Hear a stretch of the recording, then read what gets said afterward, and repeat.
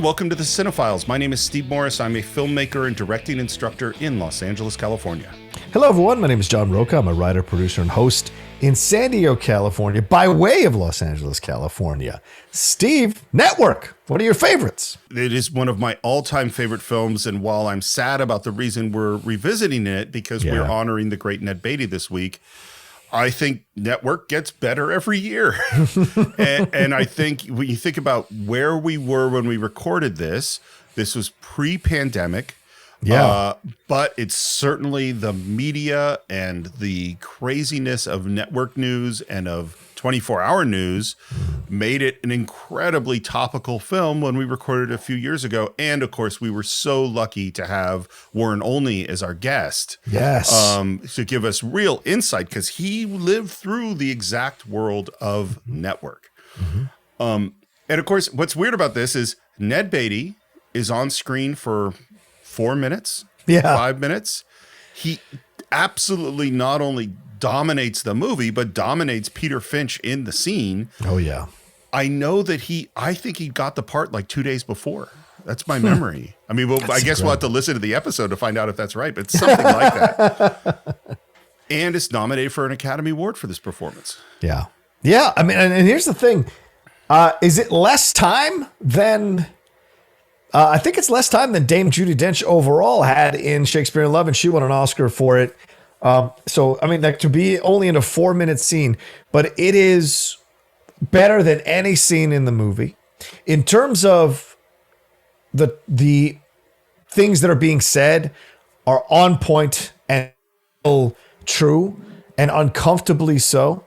And when you're watching the Bezos of the world, when you're watching now what we saw, all this controversy around Bill Gates and the stuff that was going on behind the scenes with him and Melinda Gates. And so you go and explore this thing. You see these people operate at a whole nother level. As you hear about corporations not paying taxes at all, while all of us have to pay taxes up to our gills in order to survive in this world, the corporations don't pay anything. So you see clearly that as much as we want to change the world and make a difference, corporations make it really hard for the little guy or a little woman to make a difference in this world, which is why movies are important that highlight the hypocrisy inherent in the American system, but also inspire people to make changes like Norma Ray and what have you against those kinds of companies or corporations that would seek to devalue you as a human being and turn you into what Orson Welles calls in The Third Man, a bunch of ants from a certain distance, you know? I think your point is so well taken. And I know that throughout the Cinephiles, you and I have always tried to walk this fine line of not being too political. And we have definitely fallen over that line many, many, many times. And certainly Network is a political film. But I think what most people would agree with is that the media, the sources where we get our information, have a lot of power. Oh, yeah. And that they are not necessarily motivated by altruistic motives. They're motivated by getting the ratings and getting the eyeballs. And I don't think that's, even though it relates to a political statement, I don't think I'm taking one side or the other in saying that, that thinking about that corporate power that is behind the network that just wants you to watch, and how that changes who we are, and how often totally morally bankrupt these places are. And this is the thing, I know I said it when we did the episode, but like, Network was supposed to be a comedy. It was to some degree ridiculous, and it ain't, you know, it's not that ridiculous at all. It's really scarily real. And you think about how much like whenever the scandal happens, whatever it is, and in this case, it's a network anchor who says, I'm going to blow my brains off in national TV. And that becomes a scandal and everybody tunes in. And the same is true. I don't care if it's Harry and Meghan or it's whatever it is, whatever is the latest thing, our eyeballs are drawn to it like moths to a flame. And that becomes important. And then this guy starts to say, what is his truth? As he says, he got tired of all the bullshit, which is certainly true. He's had a lifetime spewing bullshit to a camera. And now he just comes out and says he's mad as hell and he's not going to take it anymore. And again, I'm not going to point fingers or name names, but on both sides of the political equation, there are people who in one way or another said, I'm mad as hell and I'm not going to take it anymore. And we're all mad and we all say yes. Yeah. You know, it's a powerful, powerful thing.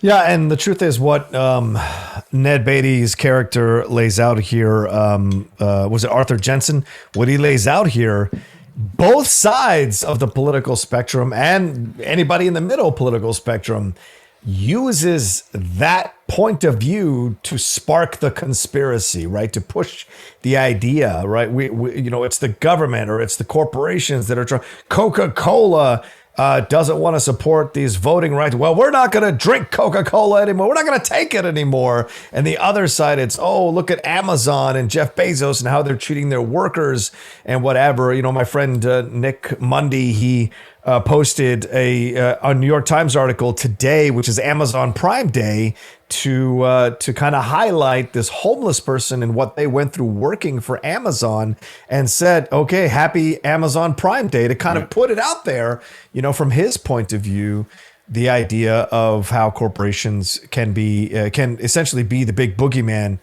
in our world. And you look at the lines here there, when he's talking real quick, Arthur Jenson, he says, there is no America, there is no democracy. There was only IBM, ITT rather, and AT&T, and DuPont, Dow, Union Carbide, and Exxon. Those are the nations of the world today. And Steve, I believe that's the thing we all secretly fear, is the actual truth. And this whole idea of pounding our chests and waving our flags is all just cosplay. It's all just stuff that we've bought into to believe that we have national pride, but corporations don't care about national pride. They just care about money. And a lot of us work for these corporations or put our work out on forums that are bought by corporations or run by corporations. And it's the horrible, ugly truth of our lives. So I have a question, and again, I'm not trying to make this. I literally have a question for people on the left and on the right, which is based on a lot of what you just said, which is there are a couple of things that happen that I can't believe that anybody is comfortable with.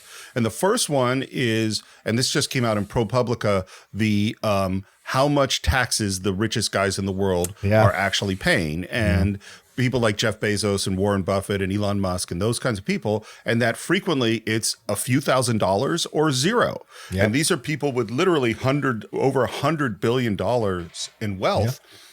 Does anybody out here, and I don't care about your political persuasion, feel good about that? Does that feel fair? Because to me, it's I can't imagine any argument that said. Now we can argue about how the tax code should be and who we wanted. There's all sorts of nuance within that discussion. But the fact that the richest people in the world are paying less taxes, John, than you and I. Yep.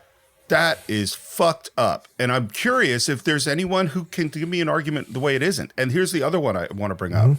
Big corporations routinely give money to both sides in an election. Yes. That is just normal. And the only reason I can think of, and again, I'm literally asking this question, if you could give me another reason, the only reason I can think of is they're buying influence. Yeah.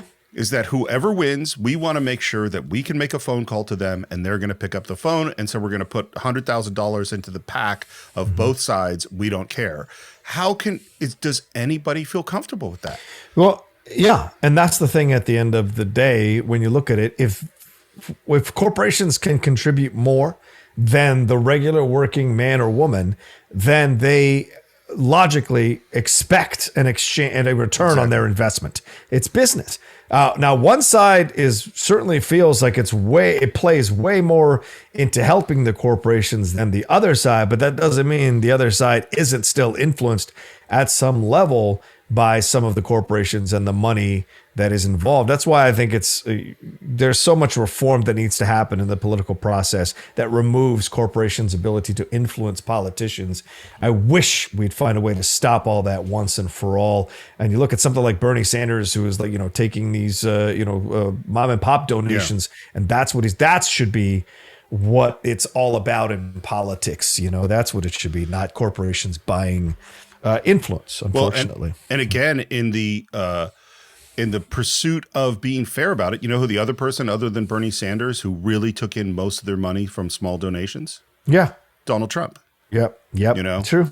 So like, obviously it's no secret that I'm not a fan of Donald Trump, but the fact that, having people in politics who are not beholden to these big corporations, just like, and to bring it back to network, having our news not being directly connected to the almighty dollar, it would be really nice. Like there is a reason that people who watch the BBC, which is state funded, get better information than we get on our news, which is not, you know?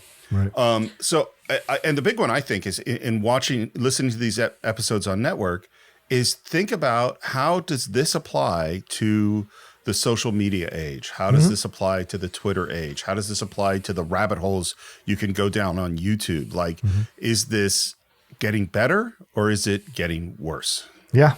And are we sliding away from the idea as we seek to be a more global world? Are we setting up what Arthur Jenson, without knowing it, are we setting up what Arthur Jenson says near the end of his speech? This idea that he wants to see our children live in a perfect world in which there's no war, famine, oppression, or brutality, just one vast and ecumenical holding company from whom all men will work to serve a common profit, in which all men will hold a share of stock, all necessities provided, all anxieties tranquilized, all boredom amused. Essentially, world socialism to one company. Yep. Oof. Is there nothing that gives you more chills than that? Well, I'll tell you, but here's what gives me more chills, actually, in a weird way, is the chaos we're in right now. Because we are the farthest thing from that. We are not tranquilized. Yeah. We do not feel like we have a share of stock. Yeah. We all are mad as hell and don't feel like we want to take it anymore. I agree. No matter what side of the fence you're on, that's true. So I know in honoring Ned Beatty, we are releasing 2 long episodes of the Cine-Files in which only a very, very few minutes are focused on this incredible performance. But the fact is, I think any time is a good time to revisit Network. And I will say that on behalf of John on the Cine-Files, we are very proud, very, very proud to present Network with our special guest, Warren Olney, in honor of Ned Beatty. So, I want you to get up now. I want all of you to get up out of your chairs. I want you to get up right now and go to the window, open it, and stick your head out and yell, "I'm as mad as hell, and I'm not going to take this anymore!"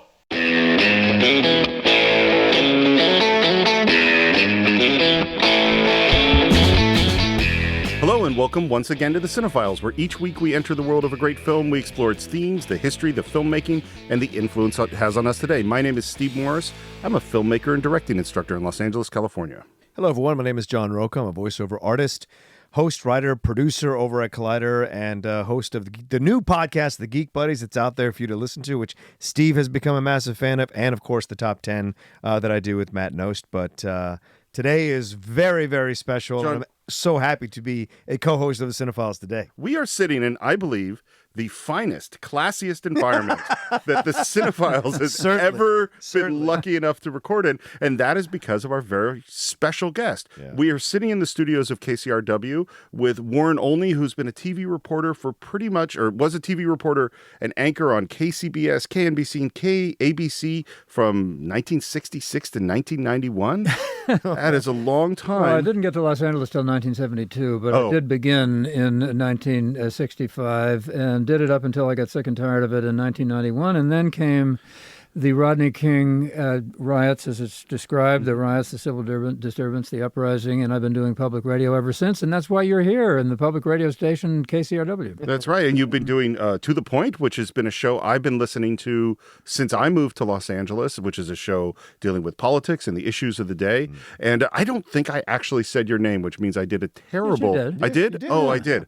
But it doesn't. I don't care. You can say it again. You It's buried all the right. lead, but it's okay. I You need got all the it. whole- advertising I can get. Well, then once again, our guest is Warren Olney, and thank you very much for coming on the Cinephiles. Thanks for having me. And I had one question before we get started, which is I've been thinking about this quite a bit. Is that, and listen, since I listened to your show, is that in this world that we have that seems to have grown more angry and intense and polarized, I was wondering if it is difficult or how exactly you maintain that center, objective, dispassionate voice that I've heard you for all these years. Is it difficult? Yes, it is. But it's a matter of learning how to do the craft. And I don't use the word objective. I think fair is a much better word, not to make reference to Fox Sure. News, but I don't think anybody's objective. I'm not objective. Right. I have my own views about politics. I care about it a lot. I grew up with a Republican father and married to a very liberal Democratic wife, and so I'm all over the place. But the idea, it seems to me, is to give everybody a voice, try to hear what they're saying, to understand as well as you can the different points of view of people who are screaming at each other in other venues. They're not going to do that on my program. That's just, and it's so good to have a voice like that in a place that we can turn to your, which is still going as a podcast to the point to listen to this, fair, really trying to be fair show. Well, I do try to be fair, and I also try to learn, and I try to listen. Because I care about it, and I want to know what people think and why they think it. And sometimes I get people on who say things that are just outrageous to me. But my main response to that is, why the hell would you say that? And why? How could you possibly come to a conclusion like that? It's getting easier and easier to ask that question. Sure. Well, the film we were talking about today relates directly to this point, which is the film is Network by Paddy Chayefsky. And this is one of the few times where a movie, the by credit normally in film goes to the director. It's a film by Steven Spielberg. It's a film by Orson Welles, by Quentin Tarantino, by Stanley Kubrick. And in this case, that by credit, it says Network by Paddy Chayefsky. And Paddy Chayefsky is one of the great writers in the history of film, of theater, and of course of television, which is where he gets his start. And so I just want to give a little bit of biographical information on him. He is the only person to have won 3 solo Academy Awards as a writer. There are other people that have won 3, Woody Allen, Francis Ford Coppola, but they always won some of them at least with other people. Paddy served in World War II, which is where he got his nickname. And I just found out the story of his nickname, which is hilarious, which is he's trying to get out of KP during basic. And so he tells his sergeant that he has to go to mass. Now, Paddy is a Jewish kid from Russian Jewish immigrant parents who grew up in New York, and the sergeant didn't buy it at all. So he gave him an Irish nickname from that point forward, and that is Paddy, which I just love. Brilliant. He came back home, and while he's working in his father's print shop, he started writing short stories, started writing radio plays, eventually moved on to TV, and his first show was for a TV show called Danger. And Danger was directed by Yul Brynner. Wow. Yeah, because Yul Brynner, before he was the king, he was a well-known television director. And his assistant was a young Sidney Lumet. Wow. Yeah, and when he got the job as the king on Broadway, he said, Sidney, you're the only guy who knows anything. And Sidney Lumet took over being the main director, doing live television at the time, and developed a close relationship with Paddy Chayefsky. One of his radio plays was Marty, which was in 1953. Yeah. And he had built into his contract that I get to write the screenplay for any movie that someone wants to make a screenplay of, which at that time had never happened. And we've talked about another one that came out of that, which was 12 Angry Men. One of our earliest shows also was a TV play that became a movie. And we talked about another one, which is Judgment of Nuremberg. Right. Judgment of Nuremberg. 3 different TV plays from 3 of the great television writers of all time, all that got made into movies. And then and he comes to Hollywood. He writes Marty. And becomes Which wins Best Picture. which wins Best Picture, And Ernest Borgnine wins Best Actor. which I haven't seen in a long time. Really? I remember it It's being the shortest really good. picture to ever win a Best Picture. Is it? Yeah, shortest time. It's like 83 minutes. It's not that long. And then it wins Best Picture. It was really surprising, but a fantastic performance. Economy is something that more and more producers, directors, and writers ought to be thinking about. It seems to me a lot of things are just too long. I couldn't agree more.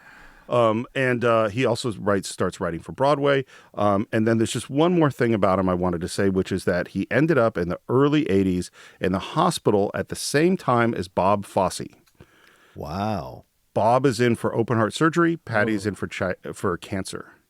And they make a deal. And Patty says, listen, if you die first, I will deliver a stale, boring eulogy at your funeral. And if I die first, then you got to dance at mine.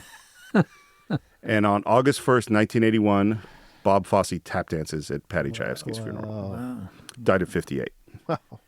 It's just amazing, the account you gave of all of these people and these very familiar names and the relationships between them that you didn't know about. You know, you think of them as sort of separate entities. But in fact, they're all working together in one way or another. Well, and that's the remarkable thing, particularly about Sidney Lumet, is it seems as if, because he wasn't a Hollywood guy, he lived in New York, he liked to shoot in New York, only shot one movie in Hollywood, that he made these close ties with this New York group of people that he kept his whole life. I'll give a little bit about pre-production. The whole thing started when a big corporation, I don't know which one, was coming to buy out ABC.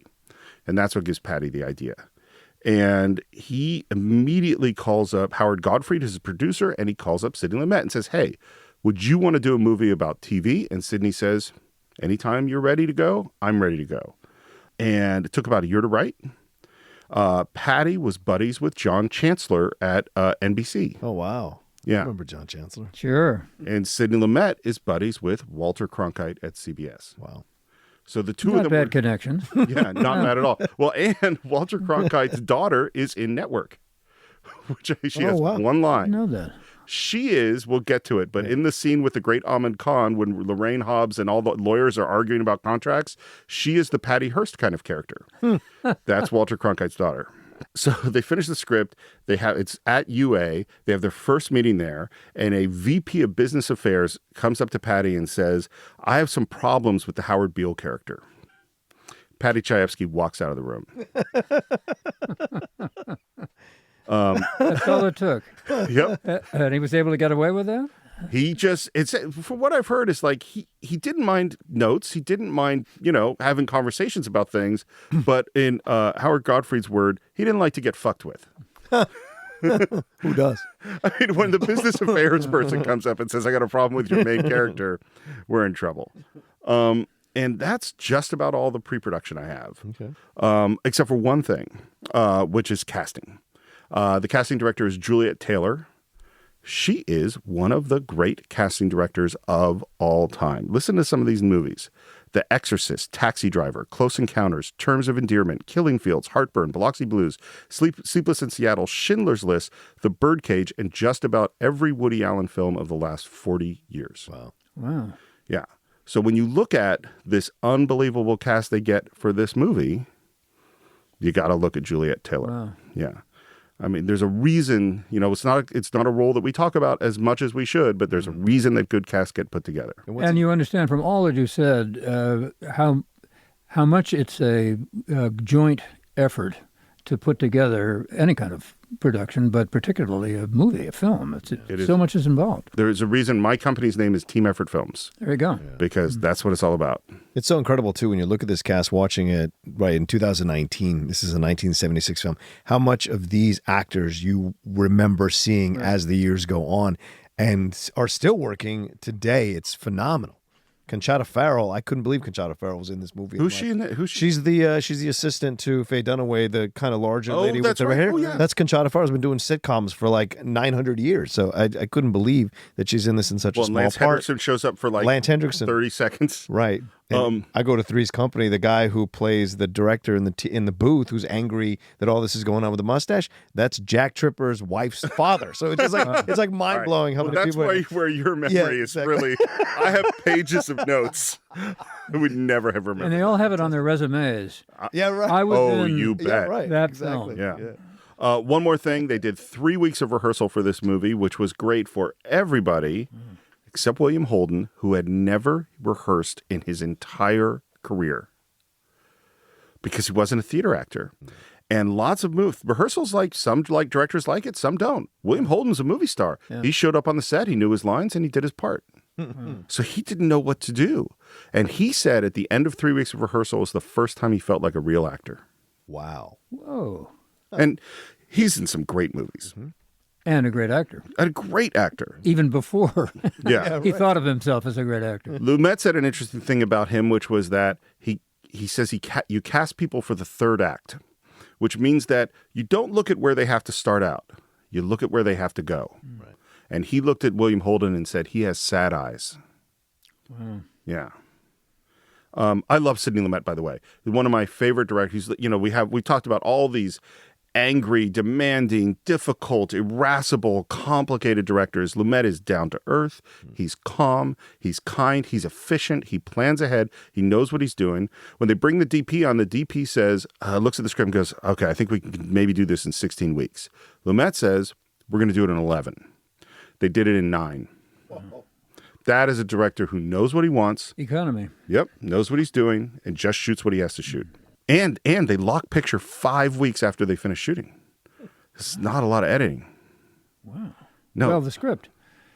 You know, what is there to edit? I mean, if you get the lines right, you don't have to change it. You don't have to mess with it. Well, and I looked at the original script, which I found, which is sort of fun because you could see the typewritten, you could see Patty's fingers, you know, that he hit this letter a little harder than that letter, and you could really feel it.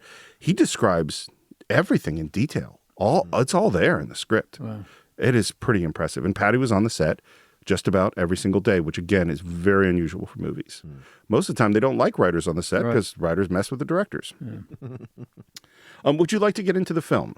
Well, first I'd like to find out when's the first time you saw the film, which we always do in this. I totally forgot what our main questions. Warren, do you remember when you first saw this film? I certainly do. It was in 1976, as you said earlier, and I happened to have been in television at the time, and I'd been in it for quite a long time.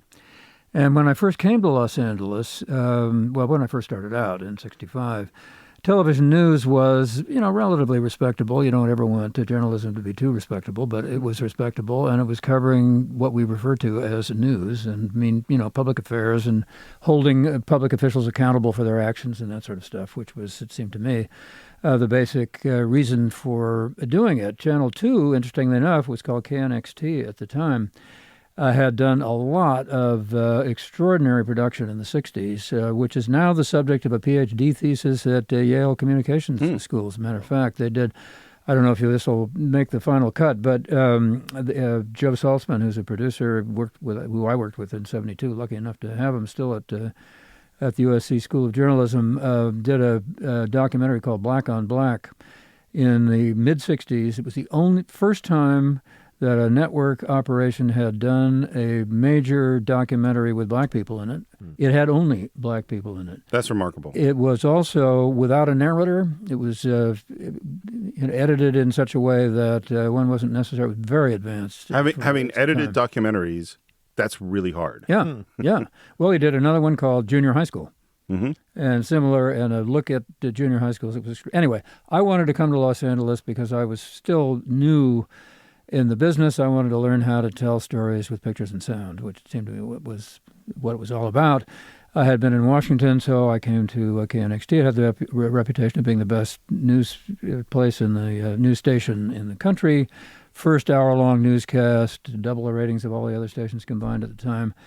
And it was a great place to be. So I started out here, as I say, in 1972. This is after having been in Sacramento for a while for their Sacramento bureau. They had a bureau up there, which was great for me. I got to learn about the state capitol. But when I came down, I was the political editor, and I did a lot of investigative reporting. I did some documentaries with Joe. They were hour-long features. And then things began to change. I really got there at sort of the last moments of the real old school halcyon days of television news. I was very, very lucky to arrive at the time. Literally the moment that this movie is talking That's right. about. That's exactly right. So in 1972, for example, I did an investigative report on a mortgage company that was advertising all over our station. Somehow, Joe and I found the names and addresses of the happy couples that had been in the commercials. And we went to their homes, and I read to them what I had been shown, which was the small print in their contracts, which had all kinds of deadlines and, Right. and penalties and all Rate sorts changes of stuff. and The classic case was a woman in San Rafael who owned her house free and clear, a widow, borrowed a few dollars from the Union Home Loan, and they ended up owning a house about, I don't know, 4 or 5 years later, something like that. So anyway, these people on camera were just overwhelmed when I would read them the account. What do you think about the company now? And you could hardly print or run their responses without editing them. So I was able to do that in 1972 Right. and got away with it. And it cost the station a lot of money because they were a very heavy advertiser. right.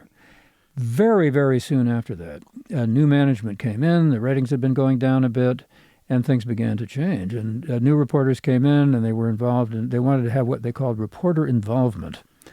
And one of the examples of reporter involvement I remember very distinctly was when a new guy came in, and he went down to Marineland, and he was up on a tower with a fish in his teeth, and as the orca jumped up out of the water, he dropped the fish into the orca's mouth, and they were doing that kind of stuff. So in 1976, Yeah. here comes this film.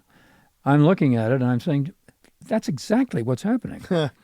And I'm living through it in my own career. I mean, it's funny because in looking about the reactions of people in television, it seemed to be, one, you're biting the hand that feeds you. Sure. How dare you? You guys started in network television. How dare you do this? And the other people saying, that's exactly right. That's right. Yeah. Well, and there was tremendous controversy about it within the profession, Sure. as you're suggesting. And, are we playing piano at the wrong kind of place?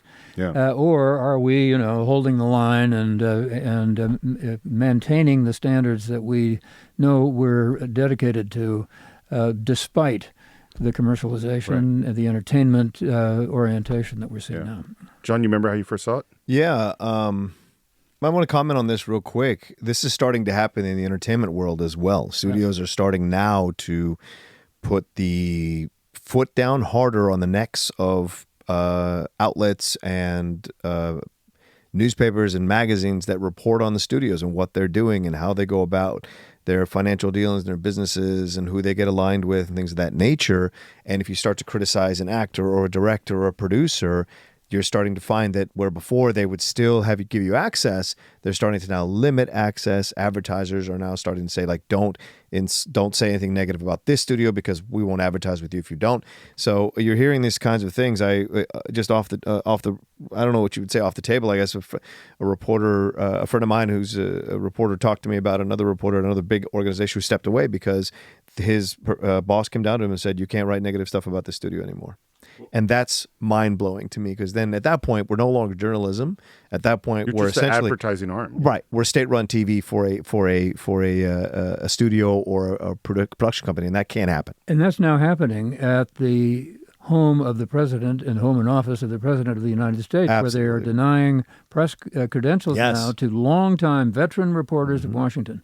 Who have been going in there for years because they don't like what they're writing. Well, and coming up with hoops for them to jump through that they can't. Like, you have to be there certain, like 9 days out of 12 or something like that. It's ridiculous. Yeah. Well, and what this is why one of the things, and I was going to say this at the end, but I'm going to say it right at the beginning, is I wish Patty Chayefsky was here today because having that voice to analyze, because what's happened today is things are so much more interconnected. Things are so much more corporately aligned. The messages that are being put out and the way they are being handled and algorithmed on social media and served out and programmed into our brains is so much more complex and devious than it was 40 years ago.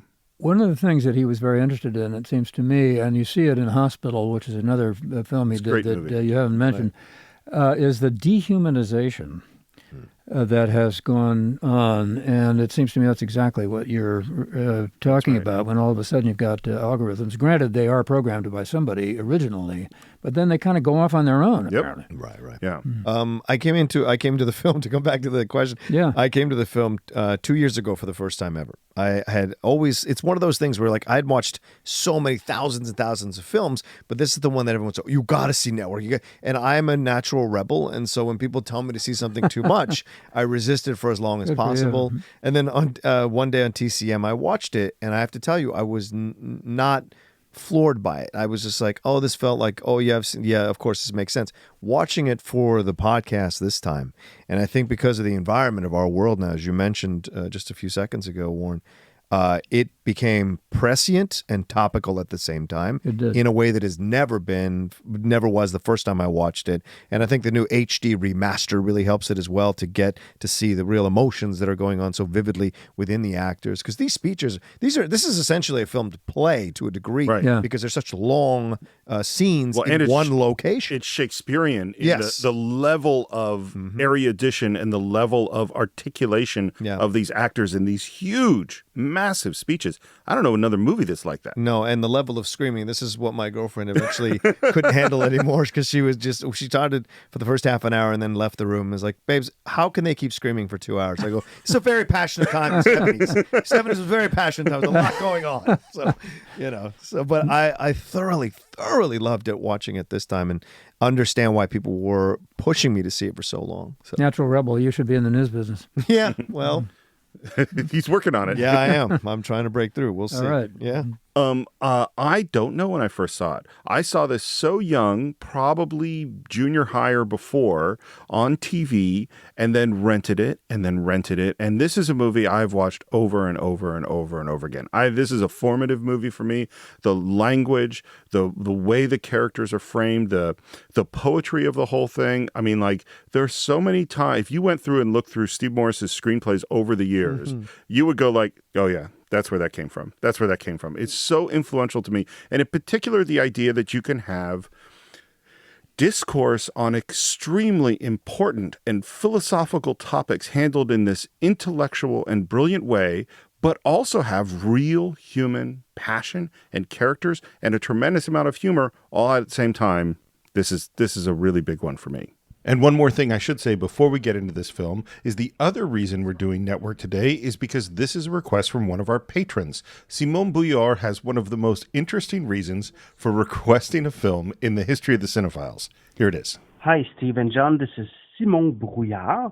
The reason why I chose Network is simply because I've never seen it before, and it's a movie that I can't wait to actually watch, given that it's probably still incredibly relevant today. So, well, that's it. All right. Thank you very much. Have a good day, guys. Okay, let's move into the movie. This story is about Howard Beale, who was the network news anchorman on UBS TV. We start with a narrator, and this is my first question. Why do you think Chayefsky chose to have this very almost storybook narration throughout this film? I suppose maybe he picked it up from television news. Oh, And sure. So often we have we used to anyway. The solemn anchor man on the desk explains the background, Right. and then introduces the story. Yeah. And he's a totally different, totally removed character, and it seems to me that as a viewer, it keeps you sort of back from the action for a moment, even though, as he describes at the very outset, these guys are sitting down to have a drink with each other and talk about how somebody's being fired. Well, and the phrase is they got properly pissed, Properly which is pissed, something yeah. that you would never hear an anchor Well, say. there you are, and Yeah. so that's a wonderful twist on the model. I also think it's to give you the vibe that this is a pseudo documentary, even though it's got there you go. it has that feeling of like he's going to guide you all the way through this and give you the background of it as it's occurring. So that's the vibe I got. And again, very appropriate yeah, to what's coming up. exactly. Yeah. Well, and the thing I think it does too is that I think it allows you to laugh in a certain way. Like I think it's doing those weird two things at once. It's exactly as you say, which is that this is the documentary, this is the news broadcaster, but it's also, let me tell you a story. Let me tell you a fairy tale almost, a parable. It's something that we can think about that is real, but is yet not real, which is, I think, goes throughout this whole film, is that it is strikingly close to the bone in a lot of ways and also completely ridiculous, or seemingly so. And so we say these guys are going to go out and get drunk, and we start with William Holden telling this story. And the story is about when he was a young reporter and they're building the lower deck of the George Washington Bridge, and he didn't get there in time. So he gets up in his pajamas in the rain and rushes out and says to the cab driver, "Take me to the center of the George Washington Bridge." And the cab driver says, He says, "Don't do it, buddy. You're a young man. You got your whole life ahead of you." So this story's told twice in the film. Yeah. And it's so interesting to me because what do we see Howard Beale wearing at his most iconic moment in the film? Pajamas and a raincoat. The same thing that this story starts with. Oh, right. Interesting. Whoa. And so I just keep going like, but we're heading toward this moment, this out, the person doesn't knowing out in the middle of the storm, rushing towards suicide. What was Howard Beale talking about at the beginning of the film is his suicide. Right. You know, this is where Patty Chayefsky is just a genius. Wow, that's a great point. And the next thing we get to is them in the bar. And the first thing that Howard Beale says, "I'm gonna kill myself." Oh, shit, Howard. I'm gonna blow my brains out right on the air, right in the middle of the 7 o'clock news. Get a hell of a rating, I'll guarantee you that. 50 share easy. there used to be a time when someone would get a 50 share. Right. Yeah, such a thing used to exist. Yeah. And then William Holden, who's Max Schumacher, who is his producer and old friend, says, it's a great idea. Yeah. Execution of the week, terrorist of the week. The Death Hour. Great Sunday night show for the whole family. Wiped it fucking Disney right off the air. Does this movie seem more ridiculous or less ridiculous today? It's topical to me. I would say it's absolutely on point today, and especially when you get to that ending. And we've heard for so many years about the possibility of certain things going on behind the scenes, certain conspiracies, certain things going forward, the possibility of what happens at the end. Nowadays, as we're becoming more and more of a violent society, as more and more school shootings, more and more access to guns, the things we have around weapons. I would argue we're not a more violent society. Okay. You're arguing we've always been this violent? Much more so. If you look at this era in the 70s, it was far more violent than today. Really? Oh, yeah. Crime rates in New York City, off the charts compared to today. Okay. Yeah. Remember, think about just... But where the crime rates is equal in all other cities across the nation. Oh, yeah. That's what I'm... If you think about... I don't remember school shootings being a big thing in the 70s. No, that didn't exist. Right. But that's a small percentage of... I mean, you think about, picture in your mind the French Connection. Right. You know, that's the crime levels were much worse. I mean, all of them are down today, with the exception of mass shootings. Okay. They've ticked up a little bit in the last couple of years. Okay. But our perception of violence is much higher. Maybe that's a more accurate statement than, yeah. Well, and I think the fact that our perception of violence is so much higher has a lot to do with the news media, because right. as time has gone on, instead of doing the work that Thomas Jefferson supposedly thought the media were supposed to be doing, which was Right. checking up on the elected officials, we see more and more focus on crime. It's when I got to even Channel 2 at the time, when it was supposed to be so hot, there was a guy named Carl Crime, and he hung out at the LAPD all the time, and he was always covering one salacious crime story after another, but it wasn't the main focus. Now you look at local television, and that's what you see. Yep. Again and again and again and again, and particularly focused on neighborhoods where minorities live. It's made it easier for racists and haters to stereotype the people that they hate because of the way they've been covered on local television. Because it's continually reinforced. That's right. You know, how often is it your kids could be dying at school, tune in at 11? Yeah. Ooh, Right. This must be really bad. By the way, my choice whenever I hear something like that is, I am definitely not tuning in at 11. I do not want to know. Well, this is what Faye Dunaway essentially exactly right. lays the groundwork for what we see coming now, even over 40 years later from this movie. She says that. There's a great story about Film at 11 in San Francisco when the medium was beginning to really change. There was an anchor named Van Ehrenberg, and he appeared early in the evening saying, "Severed penis found at railroad track. News at 11." I hope it's not mine. Well, they never connected it.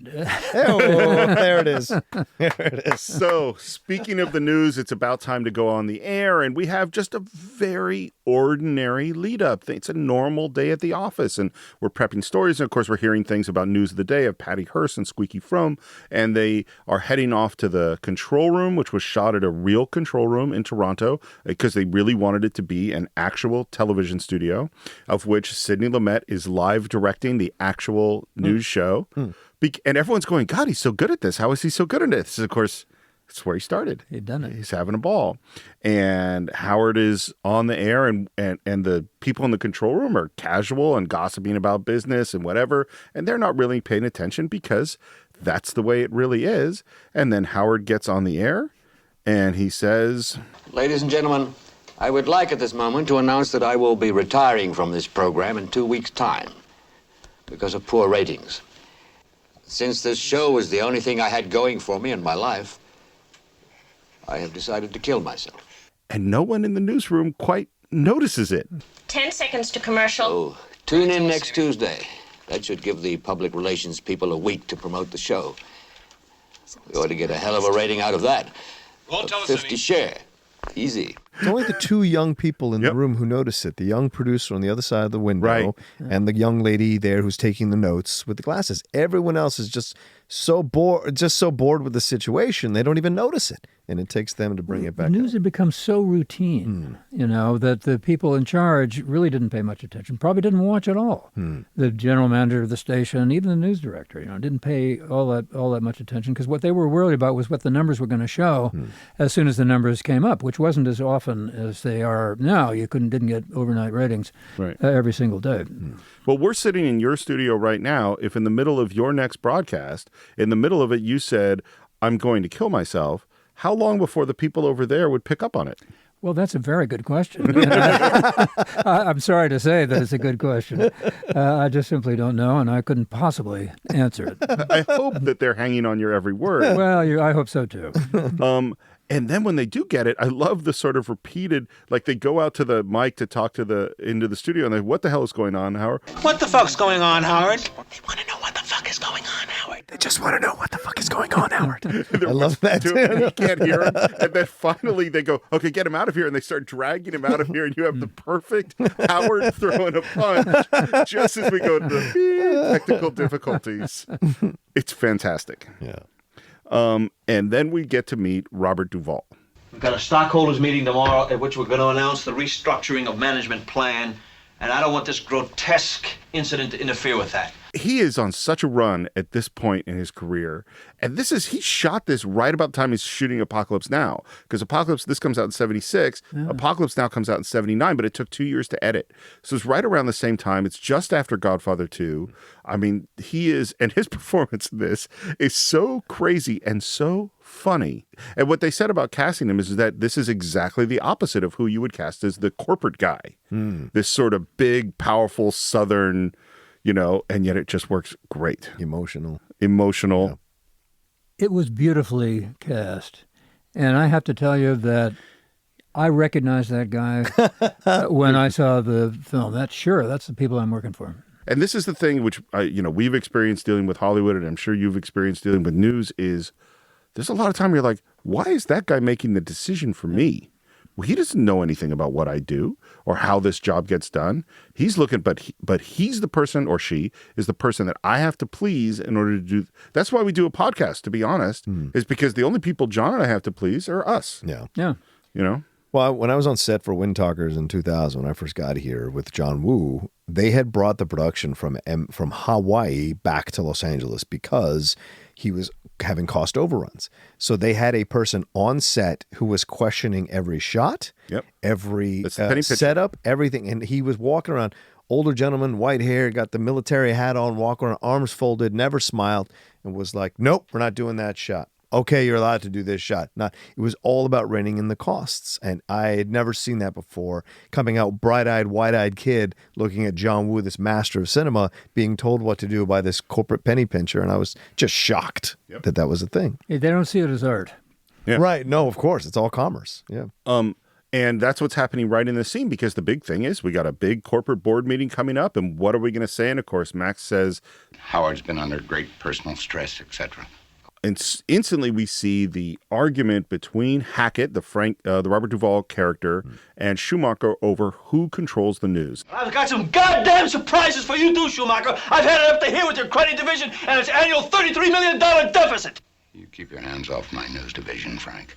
And at this time, according to this film, the news was sort of separate. It was known as a lost leader. It was required in terms of the broadcasting rules that the news had to be put out, and it wasn't considered a thing that was entertainment, according to this film. That's accurate. And after I was at CBS, I went to NBC, and when I was there, KNBC here in another station owned by the network, and in fact, I worked for the network. I didn't work for the station. And there was resentment within the station of the fact that the news department was treated so differently from the other parts of the station. And then as time evolved, of course, what they came to understand was, A, they could make a lot of money on news, B, the fairness doctrine and the controls by the FCC had gone away. And so all they have to do is sell time. And news time became part of the wheel, just like every other kind of time. And all of a sudden, we were concerned about what our lead-in was and what was going to come up on later in the program. We would be assigned to do stories that in some way reflected the entertainment programming that would be coming up later, and they could tease to it on the news. The way I always think about news is like your doctor, because you need good news for your health. If the news is healthy, then our society is going to be more healthy. And I always imagine, what if the doctor was worried about his lead-in? What if you went to the doctor and he changed his prescriptions based on some corporate thing other than your health or the society's health? You would go, well, I'm not going to see that doctor. I can't trust him. And yet that's exactly the situation we're in with certain. Way back in network, certainly it was the situation, and boy, it sure is the situation today. It sure is. Yeah. So let's meet Faye Dunaway. This is her best performance in my mind. I think it's off the charts. And like Duvall, she is on a run from 67 with Bonnie and Clyde through, Chinatown, it's an incredible run of film she's on. And the thing that Lumet said to her, he went to meet her at her Central Park West apartment or wherever it was, and he said, Faye, I know the first question you're going to ask me. And she said, what's that? The first question you're going to ask me is, where's her vulnerability? And my answer is, she doesn't have any.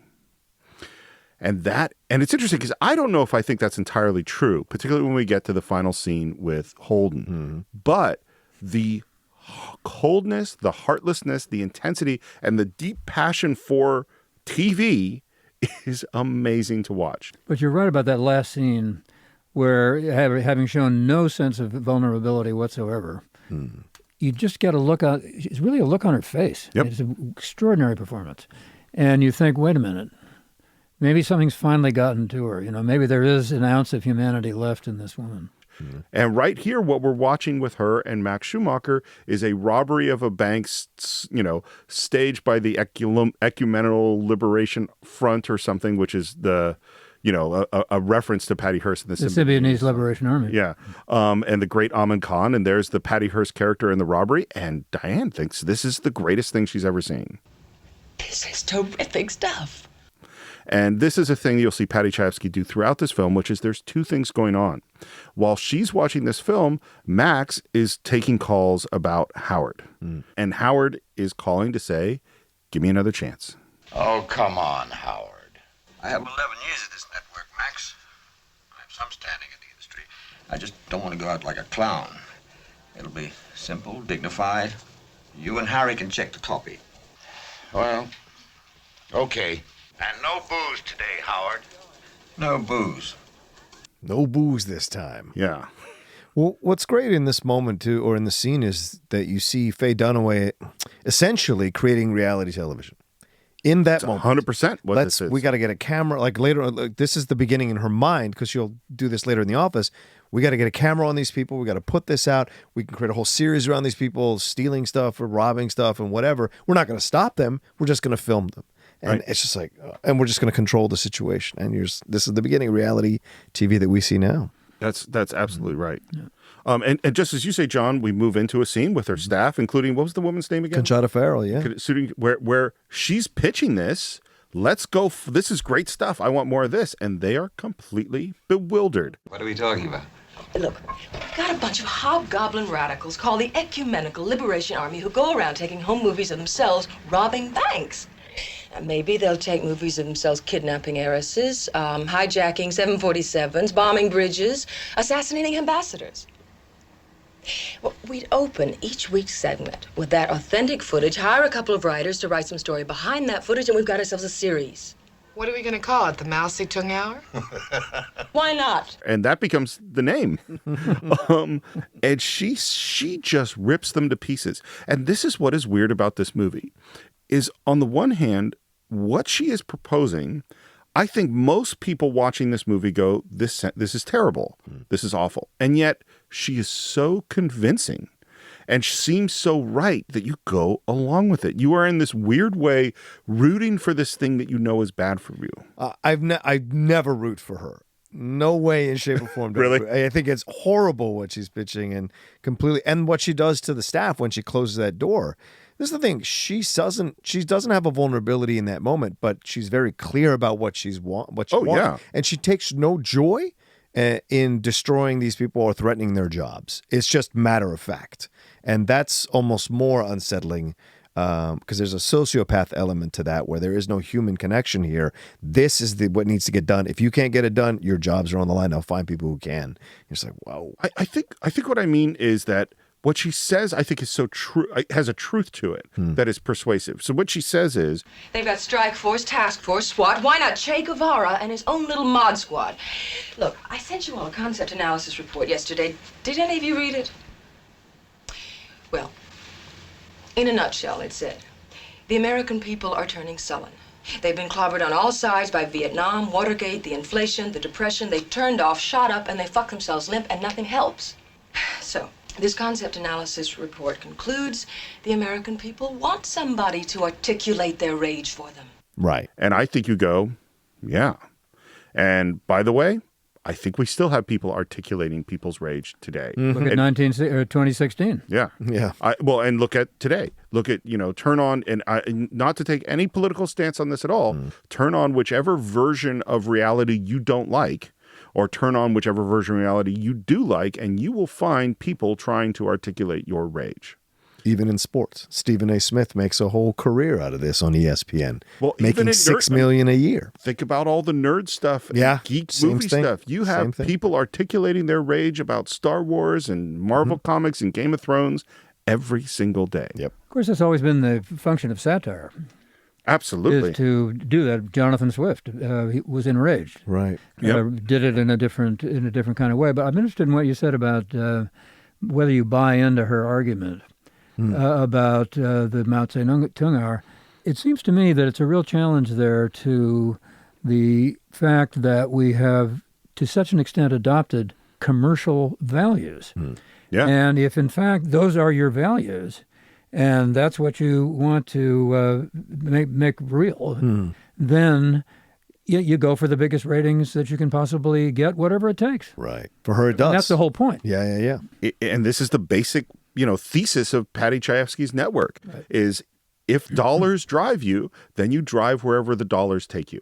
If that is your only value, if the basic rule of corporations is that they owe a fiduciary responsibility to their shareholder, then that becomes the top priority, whether it's environment or where they choose how they treat their workers or where they ship their jobs or anything else. It all takes second place to the fiduciary responsibility of the shareholders. And that is pretty much Ned Beatty's argument later in the film. Yeah.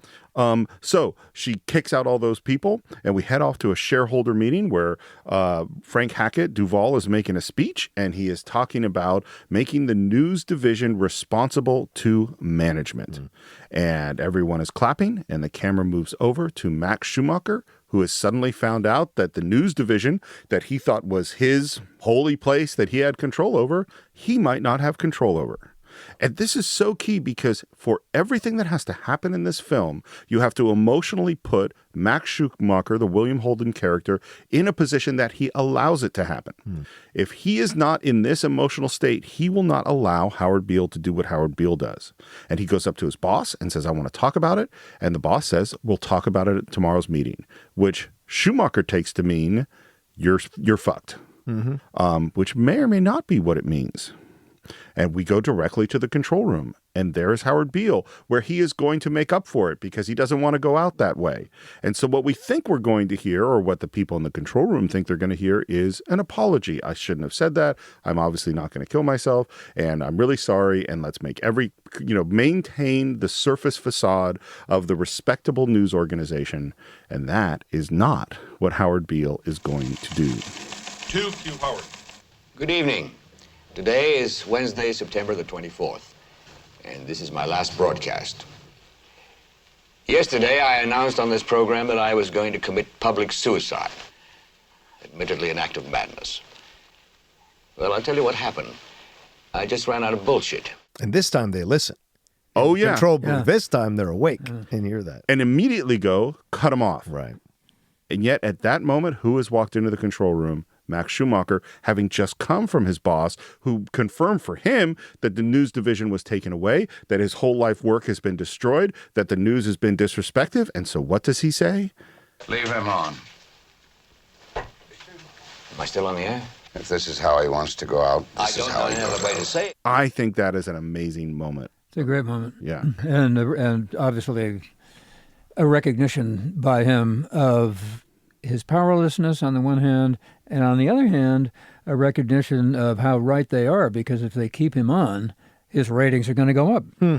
Well, this is this bizarre paradox of this movie. Right. And so it's this weird sort of fuck you to the network, and also, if here's my friend wants to do this, he wants to do it. And Howard says, Bullshit is all the reasons we give for living. And if we can't think of any reasons of our own, we always have the God bullshit. Holy Mary, Mother. what he says here is so remarkable. It's so funny. We don't know why Tom, what is going through all this pointless pain, humiliation, and decay, so there better be someone somewhere who does know. That's the God bullshit. And what's amazing, too, is that this is all being intercut with the reactions within the control room of people calling up saying, get him off the air, get him off the air. And so you have to interweave this amazing monologue from Howard Beale with the real panic in the control room about what's going out to, 60 million Americans. And I love the moment where, he's getting the call from the guy and Max's response is, he's saying that life is bullshit, and it is. So what are you screaming about? It's like, this is the news. I mean, we're just reporting news here. Yeah, that's right. Life is bullshit. Finally got back to what we're here for in the first place. This is actually the truth. I think anyone who takes a good look at how the world works, they have to at some point conclude like, oh my God, this is all bullshit. Yeah.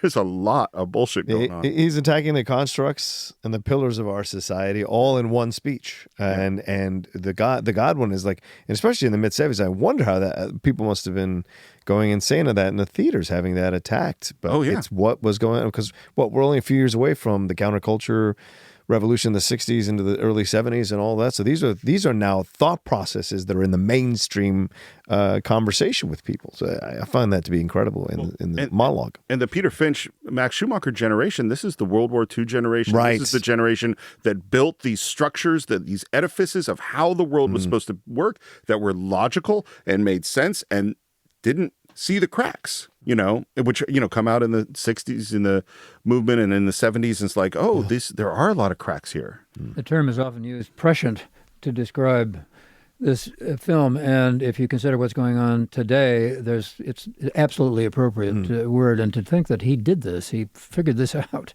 and had this vision in 1976, really quite extraordinary. Well, and it's people let him say it. Yeah. Yes. Everybody got on board and said, do have these long monologues about politics and attacking the basic edifices of society. Go for it. Let's do it. Well, but in the way that they did it, though, and with, he's saying it, other people are reacting. So you get sort of a horrified reaction, and you hardly notice what is he saying? God bullshit? Excuse me? You know, all of a sudden he just gets away with it. You know, it happens. Well, if there's anybody out there that can look around this demented slaughterhouse of a world we live in and tell me that man is a noble creature, believe me, that man is full of bullshit. Completely attacking the idea of American exceptionalism. Sure, Right, and just all sorts of completely. other stuff. All Yeah. sorts of other stuff. as Yeah. well. Yeah. Well, and what's the reaction in the studio? They laugh. Yeah. What's so goddamn funny? I can't help it, Harry. It's funny. Because it's funny. Yeah. And this is like this thing, you know, that comedy is serious stuff. Satire, this is a serious movie that is really, really funny. There's also a great line, because you're going back and forth between the drama in the control room and what Howard Beale's saying. So we miss a lot of what he's saying. And they manage to come back to him at these moments. And one of them is he says, And I was married for 33 years of shrill, shrieking fraud. and that line's it's just out there. We don't know much. We know that he's just gotten divorced from his wife, or his wife has just died, I think. Yeah. And so we know that's something. And we know he's been depressed and that the depression has led to a loss of ratings. But shrill, shrieking fraud. There is a way that the English language works that is beautiful. And just those three words, shrill, shrieking fraud, and you hear it throughout Paddy Chayefsky's writing, is he has a love of words, a love of the sound of words and how they fit together. That is, again, I don't make the Shakespeare comparison lightly or often, but this is one where I like, this dude understands language and how to use it. Mr. Hackett's trying to get through to you. Tell Mr. Hackett to go fuck himself. And we end with, So I don't have any bullshit left. I just ran out of it, you see. and he smiles. I think he feels really good at this moment. He finally gets to say what he thinks. I get to say what I think. Yeah. You've been doing this. You've been on microphones and in front of cameras for a really long time. Do you have this feeling sometimes? Oh, yeah. Well, when I was in television, I was never a full-time anchor, but I would do substitute anchoring from time to time, which I didn't like much. In fact, I was at a restaurant one night, and a woman came up to me and said, I saw you anchor the news tonight, and you looked like you were in pain.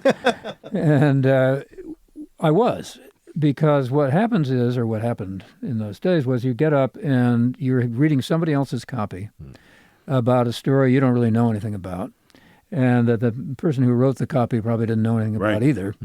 And it has very hard to do that and do it persuasively without at least having in some way, and I guess unfortunately for me, I did, and it showed on my face, I thought it was bullshit. It must be so hard. I mean, because sometimes it's just the job. Your job is this is what you got to say at this moment. Yeah. And I should say something about Peter Finch. Lumet was against hiring him at first. Wow. Yeah. And the reason is that Finch is Australian. Oh. And a great actor. And it acted tons on the stage in London. And, and he's like, the guy is fantastic. But the anchor is an American role. Yeah. And he didn't know that he could do it. And Chayefsky wanted Peter Finch. And so they call up Finch, and Finch says, send me a videotape of Walter Cronkite and a copy of the New York Times. 2 weeks later, they get a videotape of Peter Finch reading the entire New York Times with a perfect American accent. And they go, okay. We go back to a meeting with Hackett, and Max is there, and the president of the network is there, but they're trying to damage control this whole thing. And the main result of it is that Max gets fired now officially. And then they go, hey, does anyone know where Howard Beale is? And of course, he's down there talking to reporters, looking as happy and as comfortable as we see him in the whole movie. Well, every day, 5 days a week for 15 years, I've been sitting behind that desk, the dispassionate pundit, reporting with seemly detachment the daily parade of lunacies that constitute the news. And just once, I wanted to say what I really felt. And then we see this on TV. And who is watching this TV but Faye Dunaway with a lover, presumably, and she's basically says, knock it off. She says, knock it off, man. I don't think she seems like a fun girl to date. Well, she controls everything. Yeah. Yeah. Well, and has very little attention for. Of course. Yeah. Once she gets her, she's done. Well, and what she cares about is TV. Yeah, TV. That's Truth is not her concern. No, nor love or connection or human compassion or a whole bunch of other stuff that we might think might be important to a person. It's the next day and the ratings have come in. Hey, that went pretty well. And Diane wants a meeting with Hackett, which she gets, and she goes in to have the meeting, and she shows him the ratings and the editorials in the New York Times. And Duvall is looking at her like she is crazy. Oh, for God's sakes, Diane, are you suggesting we put that lunatic back on the air yelling bullshit? Yes, I think we should put Beale back on the air tonight and keep him on. And again, you put these words into her mouth that are so articulate and so amazing. Frank, that dumb show jumped 5 rating points in one night. Tonight's show has got to be at least 15. We just increased our audience by 20 or 30 million people in one night. Now, you're not going to get something like this dumped in your lap for the rest of your days, and you can't just piss it away. Howard Beale went up there last night and said what every American feels, that he's tired of all the bullshit. He's articulating the popular rage. Which is what she had said she wanted before, articulating the popular rage. I want that show, Frank. I can turn that show into the biggest smash on television. What do you mean you want that show? It's a news show. It's not your department. I see Howard Beale as a latter-day prophet, a magnificent messianic figure inveighing against the hypocrisies of our times, a strip Savonarola Monday through Friday that I tell you, Frank, could just go through the roof. I had to look up Savonarola. He's a Renaissance era cleric who was known for his big speeches. I didn't know what that was. I'm talking about a $6 cost per 1,000 show. I'm talking about $130,000 minutes. Do you want to figure out the revenues of a strip show that sells for $100,000 a minute? One show like that could pull this whole network right out of the hole. Now, Frank, it's being handed to us on a plate. Let's not blow it. That's reality television. That is, you are 100% right. It's that you think about like Game of Thrones today, which is, you know, the biggest show on TV, but it costs $15 to $20 million an episode. Yeah. This costs nothing. Right.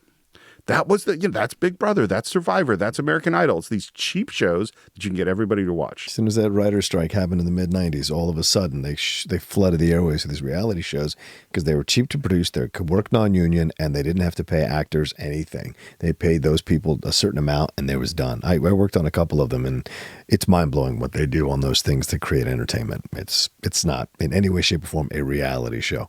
And when the networks and the local stations began to realize that you could make money with news, a lot of people were watching. Oh, yeah. Then they began looking at the cost of production, and my God, the cost of production, as you're saying, by comparison to even the entertainment shows of the day, nothing. Yeah. Yep. Nothing at all.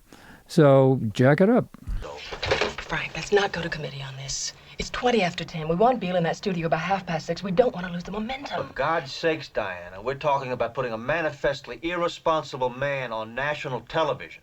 His main thing is, well, I have to check it out with legal. And when someone says, I'm going to have to check it out with legal, you got him. And he goes upstairs to the big board meeting, which is, by the way, this was all shot at the MGM had a building in New York that had 3 empty floors. The entire movie shot on location. They all shot it on these. And the thing about it something you don't see, particularly in movies at the time, is there are windows in every scene where you're seeing those New York streets. And Lumet had an approach to lighting this film, which is that he wanted it to start off completely realistic. That means minimal lighting, almost all natural light as much as he could, nothing trying to be dramatic. You have these sort of broadly lit scenes in the newsroom that are very simple. And as the movie progresses, he wanted to shift it to more, he called it corrupting the camera, that the camera movement and the lighting changes into becoming more dramatic, more movie-like as the story goes on.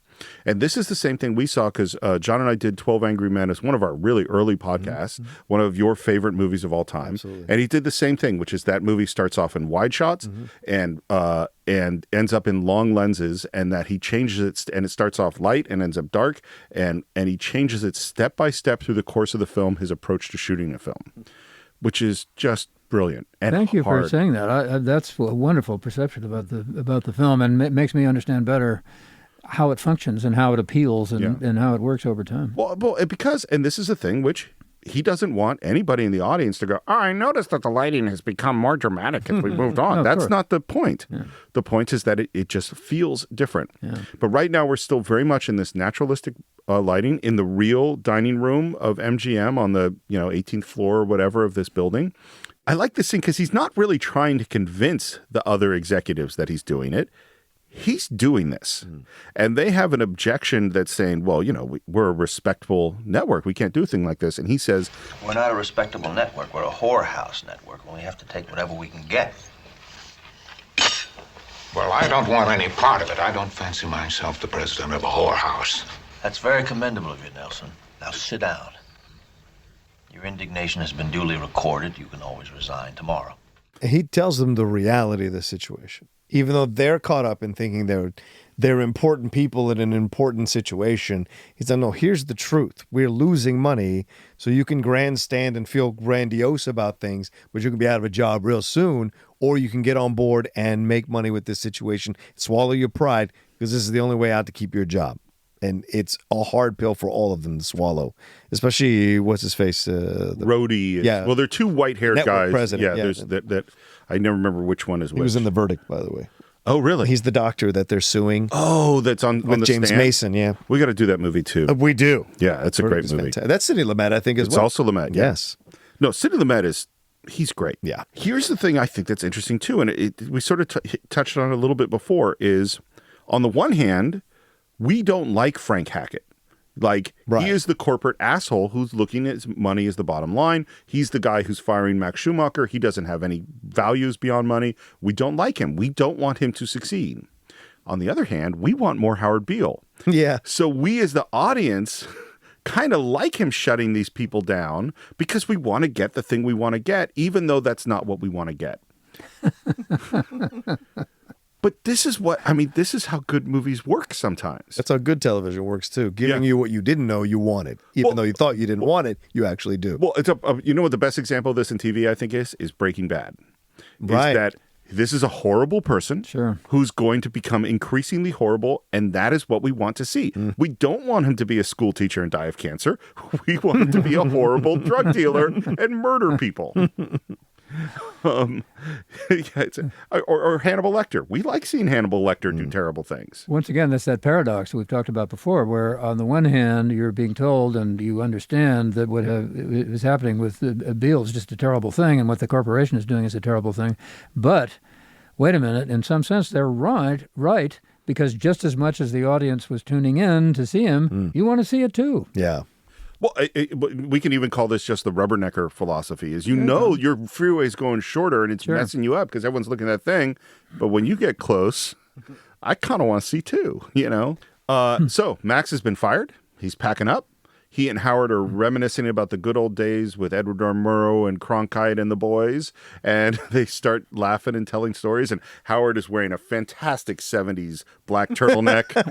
It's really good. And they're laughing and joking together. And a guy comes in and asks what's funny. And suddenly the whole newsroom is there. And he is once again telling that joke about the George Washington Bridge. And everyone is laughing. And then one of the producer guys comes in and say, hey, do you want to hear something really funny? I've just come back from Frank Hackett's office, and he wants to put Howard back on the air tonight. Okay. No, apparently the ratings went up 5 points last night, and he wants Howard to go back on and do his angry man thing. And that guy is the lawyer against Joe Pesci in My Cousin Vinny. That's that actor. Because I kept looking at him. These worked forever, these guys. I kept looking at him going like, he looks like young Joe Don Baker or something. He looks a little bit. But that's not who it is, yeah. And then we get into this thing of like, they want him to be an angry prophet denouncing the hypocrisy of our time. And what's wrong with being an angry prophet denouncing the hypocrisies of our times? What do you think, Max?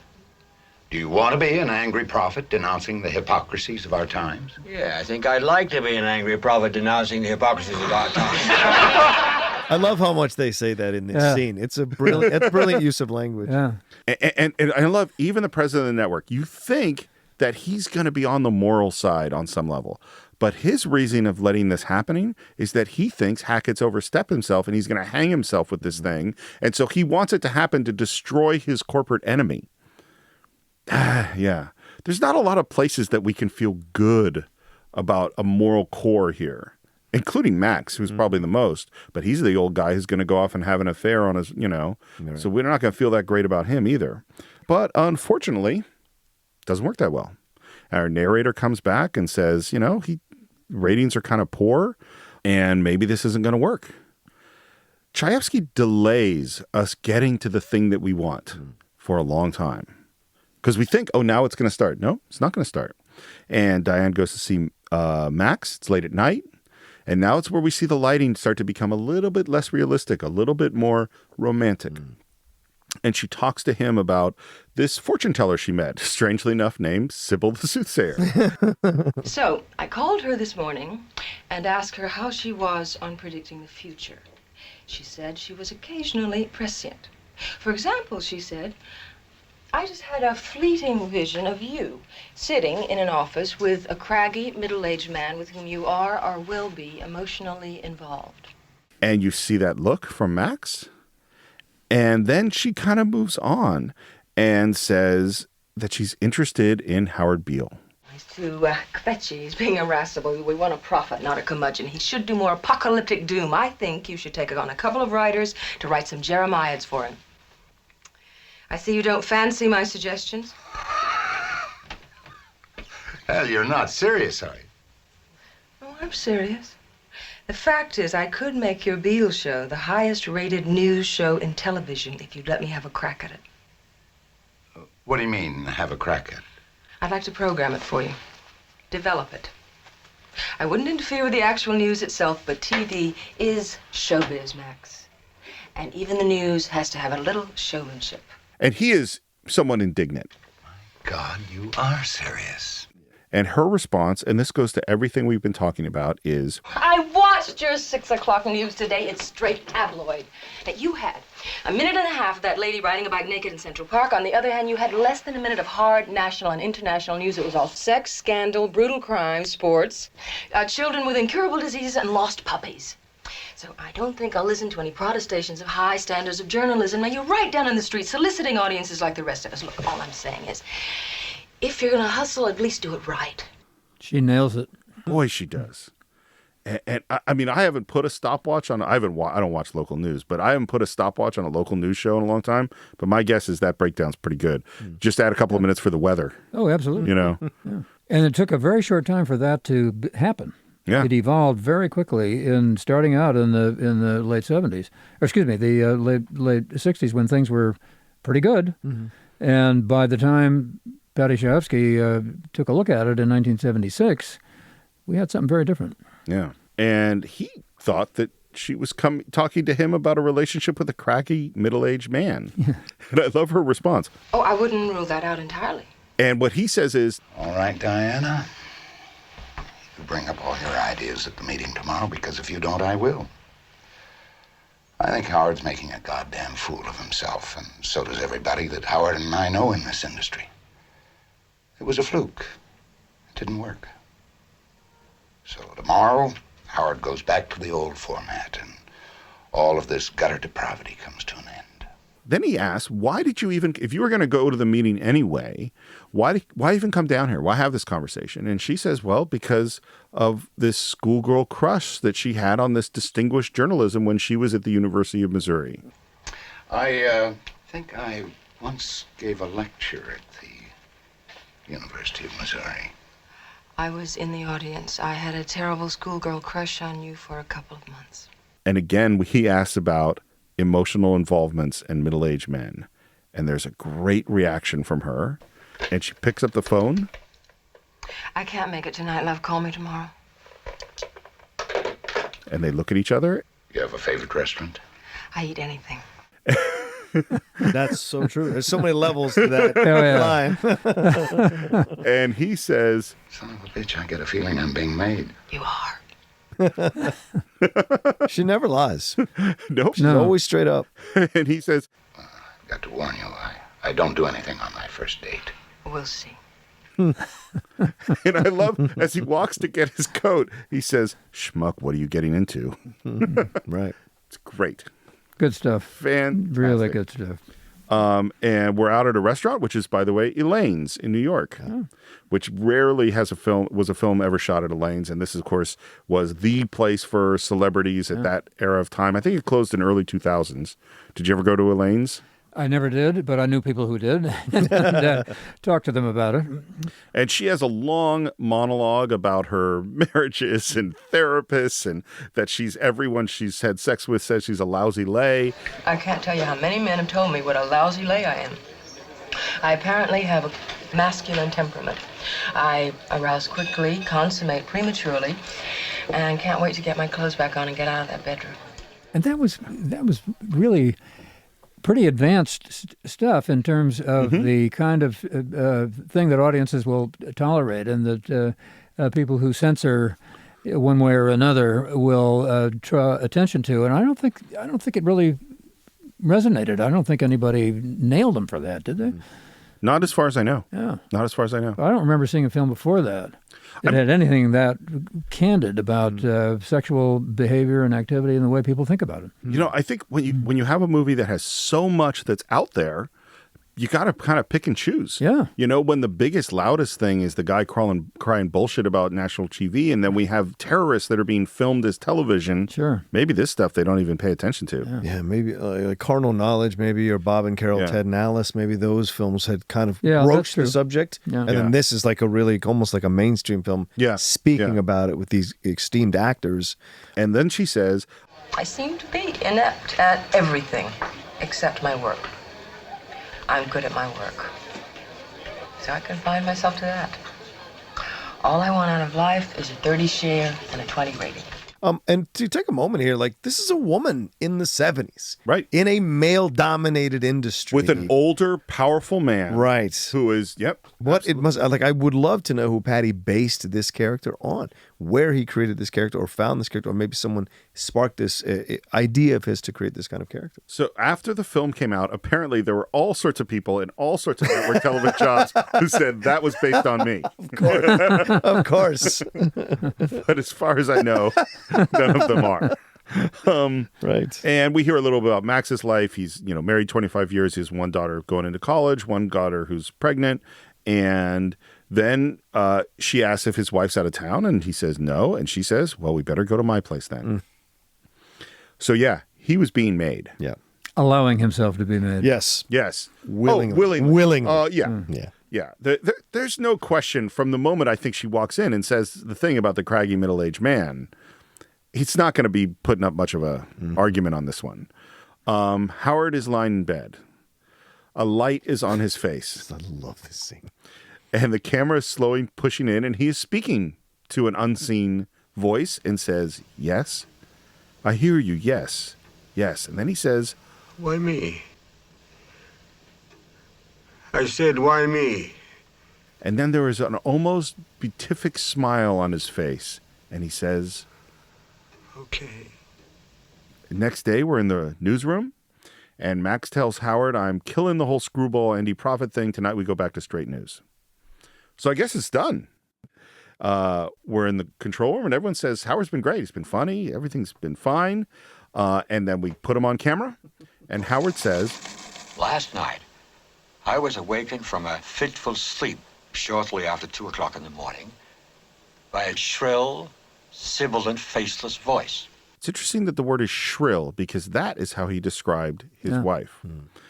Oh, his marriage. His marriage. He never specifically says my wife. Fair point. Yeah. And he says, I want you to tell the people the truth. Not an easy thing to do because the people don't want to know the truth. And I said, you're kidding. What the hell should I know about the truth? But the voice said to me, don't worry about the truth. I will put the words in your mouth. And I said, what is this, the burning bush? For God's sake, I'm not Moses. And the voice said to me, and I'm not God. What has that got to do with it? And the voice said to me, we're not talking about eternal truth or absolute truth or ultimate truth. We're talking about impermanent, transient, human truth. I don't expect you people to be capable of truth, but God damn it, at least you're capable of self-preservation. And I said, why me? And the voice said, because you're on television, dummy. You have 40 million Americans listening to you, and after this show you could have 50 million. For Pete's sake, I'm not asking you to walk the land in sackcloth and ashes preaching the Armageddon. You're on TV, man. So I thought about it for a moment. And then I said, okay. and this is the transition. And we're in Max's office, and Max says, Howard, I'm taking you off the air. I think you're having a breakdown and require treatment. And Howard's response is poetic and detached and soft. And frankly, for anyone who's been on acid, it sounds like he's describing a drug trip. He says, This is not a psychotic episode. This is a cleansing moment of clarity. I'm imbued, Max. I'm imbued with some special spirit. It's not a religious feeling at all. It's a shocking eruption of great electrical energy. I feel vivid and flashing, as if suddenly I'd been plugged into some great electromagnetic field. I feel connected to all living things, to flowers, birds, all the animals of the world, and even to some great, unseen, living force, what I think the Hindus call prana. That sounds like a drug trip. I mean, if anyone... Speak for yourself. I'm pretty sure I just did. And he says it's not a breakdown. I've never felt more orderly in my life. It is a shattering and beautiful sensation. It is the exalted flow of the space-time continuum, save that it is spaceless and timeless and of such loveliness. I feel on the verge of some great, ultimate truth. And again, I don't know how anyone makes this movie, because he just went on a poetic rant that is so, and the language of it is beautiful. It's beautiful, but it's also, there are a lot of people that had to get their dictionaries out to go, what the hell was he talking about? And he says it, and then there's this moment, the other producer has come in, and Max looks over at him, and Howard sees that Max looked over at him, and the look is clearly like, this guy's crazy. It's the you're crazy look, and he sees it, and suddenly he becomes paranoid and says, And you will not take me off the air for now or for any other spaceless time. And then he passes out. I want to ask you this. Yes. How much is Howard in control of this in his mind? I think that is like the same question. Because the pass out happens, it's a gimmick. It ends up becoming a gimmick. That's what I think by too. the end of the movie and before he gets killed. But he does this at the end of these bursts of energy and bursts of truth that are coming out of his mouth. He then passes out. So the question is this a gimmick of his to get what he wants, or is this is this a psychotic break, and it is how it's manifesting itself? I wonder. My answer is yes. That he's in control? No. My answer is it's both. Is that I don't know I think he's a totally unknowable character, frankly. That's I think a fair point. He's going through stuff. Yeah. I think he is having these moments of clarity, of mental. He believes he is having these moments. I think things are happening in his brain that were not happening in his brain a month before. Right. Fair. I think he is feeling all sorts of stuff, but I also think that he's a showman. You know, the desire to be on air. Who doesn't have that ego who works in front of a camera, right? This desire to, there's some, I have to believe that there's some level of importance that says, I must be on camera to speak this stuff, to talk about this stuff. Like, I can deliver this, I can do this. And I feel like he has that, especially amongst the main anchors, the high anchors, right? So I wonder if that's part of it too, this desire to be back on television. It seems to me there's this contradiction, because on the one hand, he goes on as an anchorman and he's speaking bullshit. But on the other hand, audiences listen to him as if he is a visionary and a seer and really knows the truth, and he's laying it out on the news, and it's got to be the news, and we care about the news and its truth, and that's what we're getting. So there's this, once again, this contradiction that is so much a part of his character, his experience, that you really feel it. Well, and I think too, like, humans exist in this, field of rewards, of positive and negative consequences. Yeah. And so he's giving the news that he thinks is bullshit, and his ratings are going down. And then he cries bullshit, and people are suddenly interested. And the more crazed he becomes, the more people are hanging on his every word. And I mean, I'm sure we've all seen people in our various industries where they always believe they're a special person. And then when the universe comes back and says, you are special, then that allows them to become more of this version of themselves for positive and negative reasons. Yeah. And so like I think he is having a breakdown on some level, but I also think he's using the breakdown, it is reinforcing a vision of himself that he really likes, which is as the angry prophet, decrying the hypocrisies of our time. Well, of course you like it. Yeah. And when people treat you that way, you feel you have to act accordingly. Yep. And you don't want it to stop. That's for sure. Like most televangelists. So Max takes Howard back to his place. He's lying on the couch. There we hear thunder and lightning, and whether thunder and lightning become important. Like, this is the religious significance of this thing. And he's tossing and turning, and then he gets up. And the next morning, Max's wife, which is Beatrice Straight, who won the Academy Award for her role in this, for 2 scenes. Really? What? My God. Yep. I did not know that. Best I supporting didn't either, actress. and she just plays such a small. Yep. Wow, 2 scenes. She gets up. She notices Howard's gone. She comes back. By the way, one little touch. Movies are always about little tiny details. When she gets out of bed, she covers Max back up with the covers. It's totally small. But you know so much about who this person is by that gesture of care for this person. When she gets up and she comes back and she says, Wake up, Max, because Howard's gone. and now there is a panic. What do you mean you don't know where he is? The son of a bitch is a hit, goddammit! Over 2,000 phone calls! Go down to the mailroom. As of this minute, over 14,000 telegrams. The response is sensational. Herb, tell him. Herb's phone hasn't stopped ringing. Every goddamn affiliate from Albuquerque to Sandusky. The response is sensational. And Duvall is hilarious in this scene. Oh my God. He is just manic and crazed and angry. He could be jumping off a roof for all I know. The man is insane. He's not responsible for himself. He needs care and treatment. And all you grave robbers think about is that he's a hit. And Diane's response is, maybe he's imbued. Maybe he is really, he says he's having a religious thing. Yeah. Maybe it's true. Who of us is qualified to say no? Which, coming from the cynic. Yeah, right. It's perfect. Sure, maybe he is. And then her description, which I love, is she says, even if he's as mad as Moses. Yeah. Now, I think that is a fascinating line. Yeah. Because contained within that line is, I think all religion is insane. Right. Sure. Moses was insane. Sure. So maybe he's just as mad as him, which, of course, for her would be great. And Max goes, no, I'm not putting him back on the air. And Diane's response is, It's not your show anymore, Max. It's mine.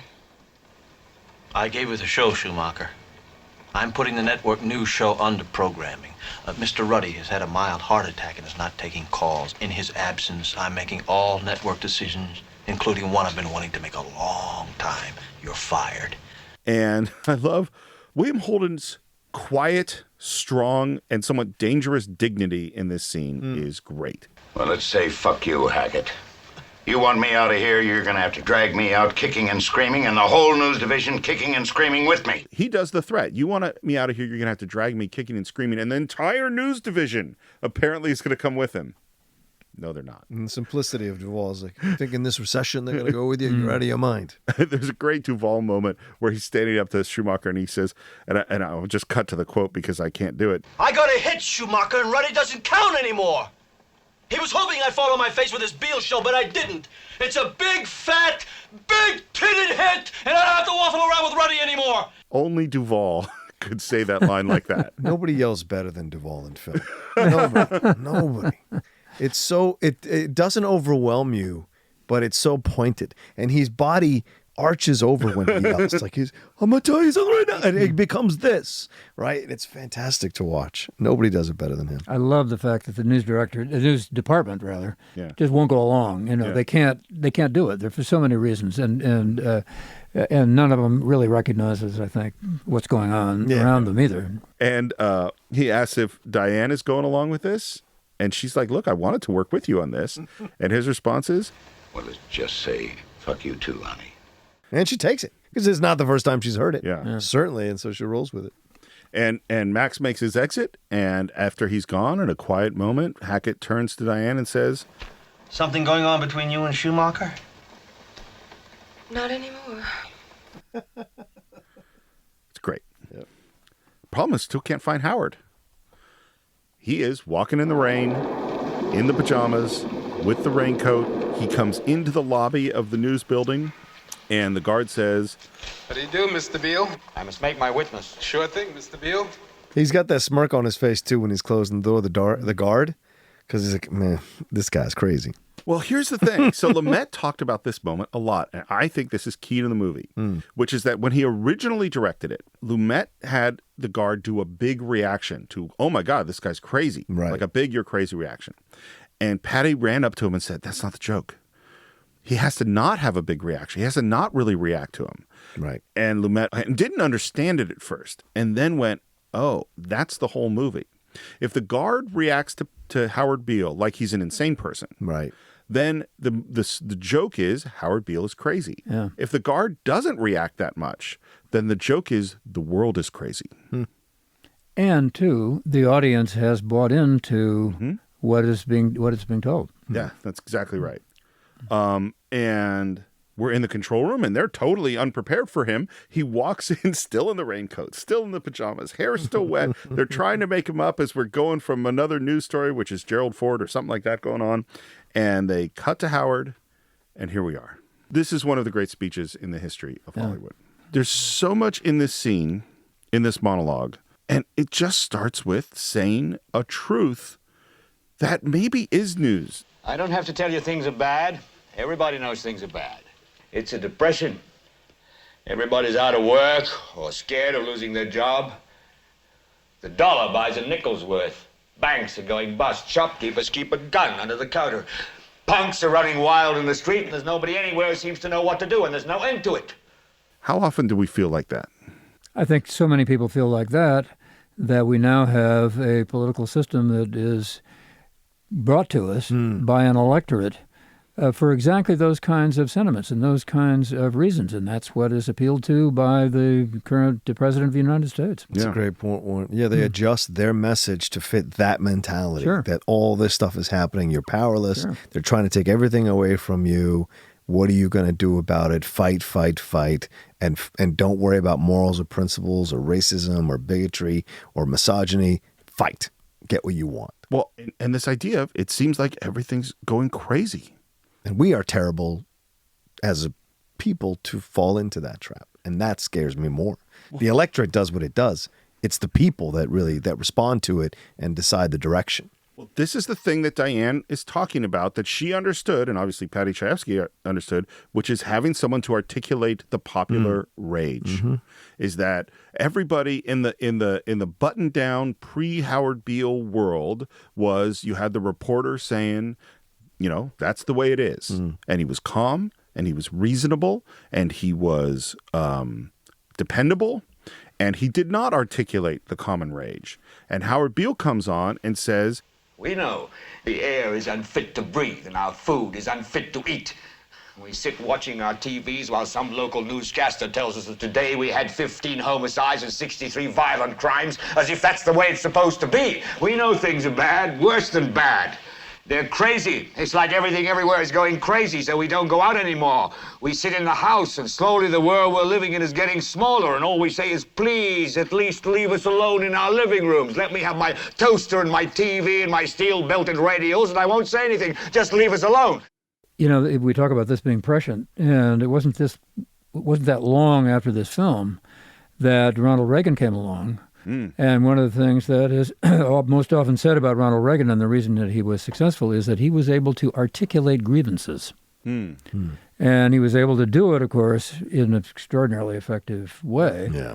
And that's what made him President of the United States, first governor, then president. He was good at it. well, he did this weird thing, which was to say, to really point at various evils, you know, things that he perceived as evils, whether it was Russians or crime or whatever it was, but also to be calming in a way and say it's going to be okay. Yeah. You know?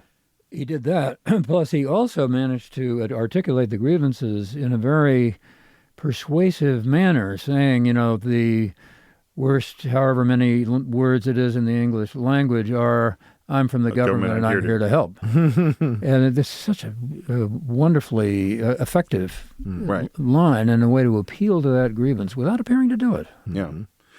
And one of the things we see in the course of this scene is the reactions, particularly from Faye Dunaway, because now he has become the thing that she wants him to come, because he says, Well, I'm not going to leave you alone. I want you to get mad. And then here's the section that I've been thinking about that I never thought about before. I don't want you to protest. I don't want you to riot. I don't want you to write to your congressman because I wouldn't know what to tell you to write. I don't know what to do about the depression and the inflation and the Russians and the crime in the street. All I know is that first, you've got to get mad. You've got to say, I'm a human being. God damn it. My life has value. And again, the reactions from Faye Dunaway are incredible. But this is the thing I've been thinking about. First, you got to get mad. I think first you got to get mad is where we are in the world today. And it is so destructive because he isn't offering any solutions. He doesn't know what to do.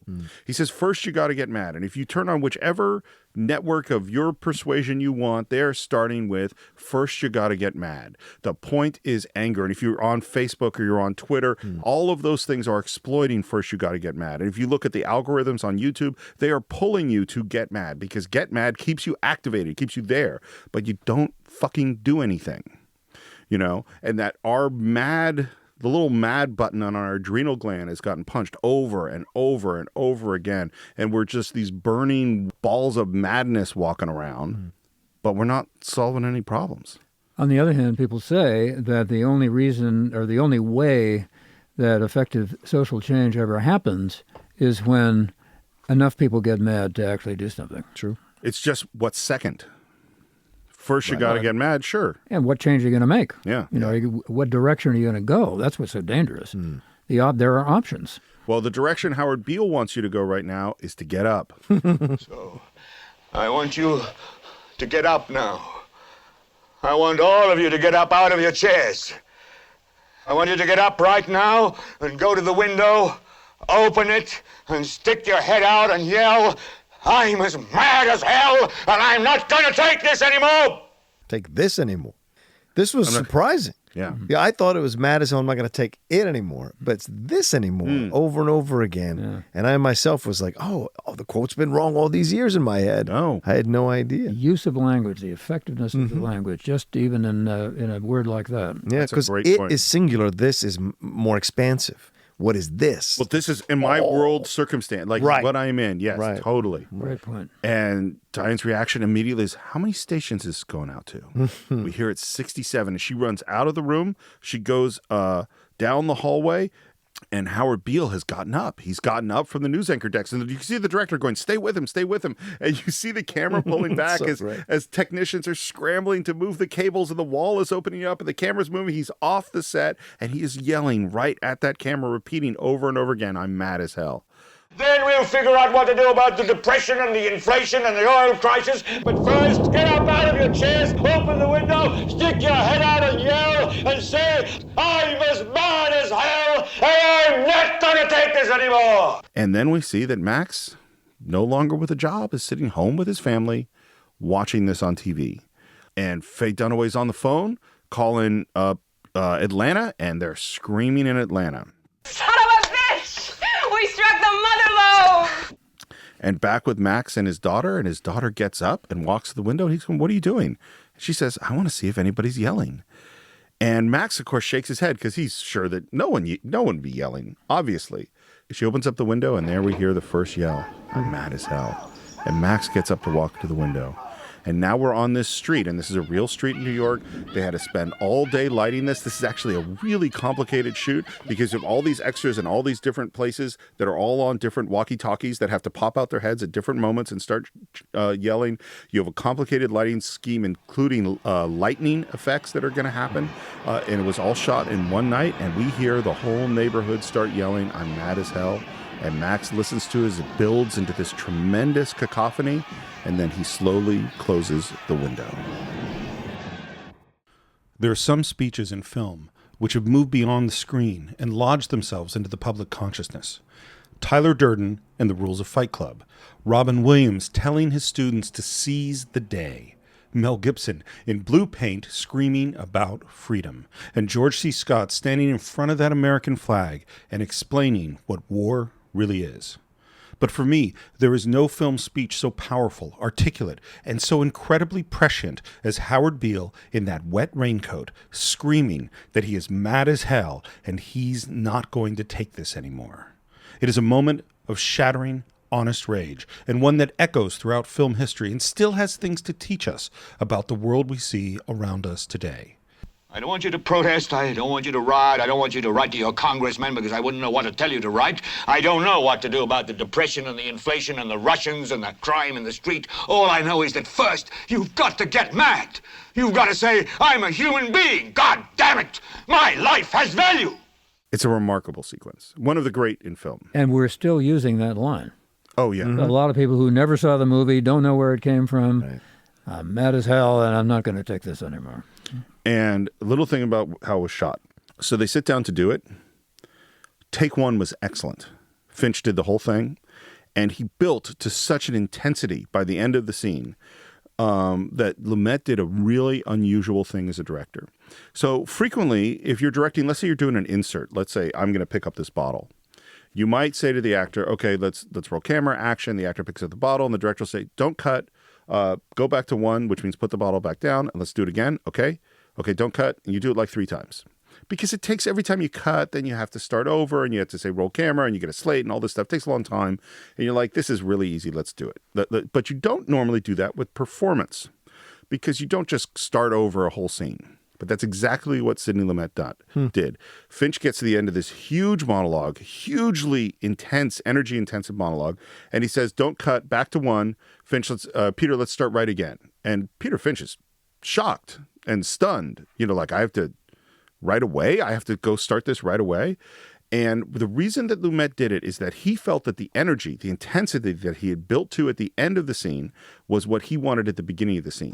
So he didn't want him to drop his energy down. So Peter Finch gets back to the desk, immediately starts up again, gets about halfway through the monologue, and stops and says, I'm sorry, Sidney, I'm exhausted. I can't keep going. I can't do it anymore. It's like a sprinter had gone back, he did the 400 and then went back and got 200 meters and went, that's it.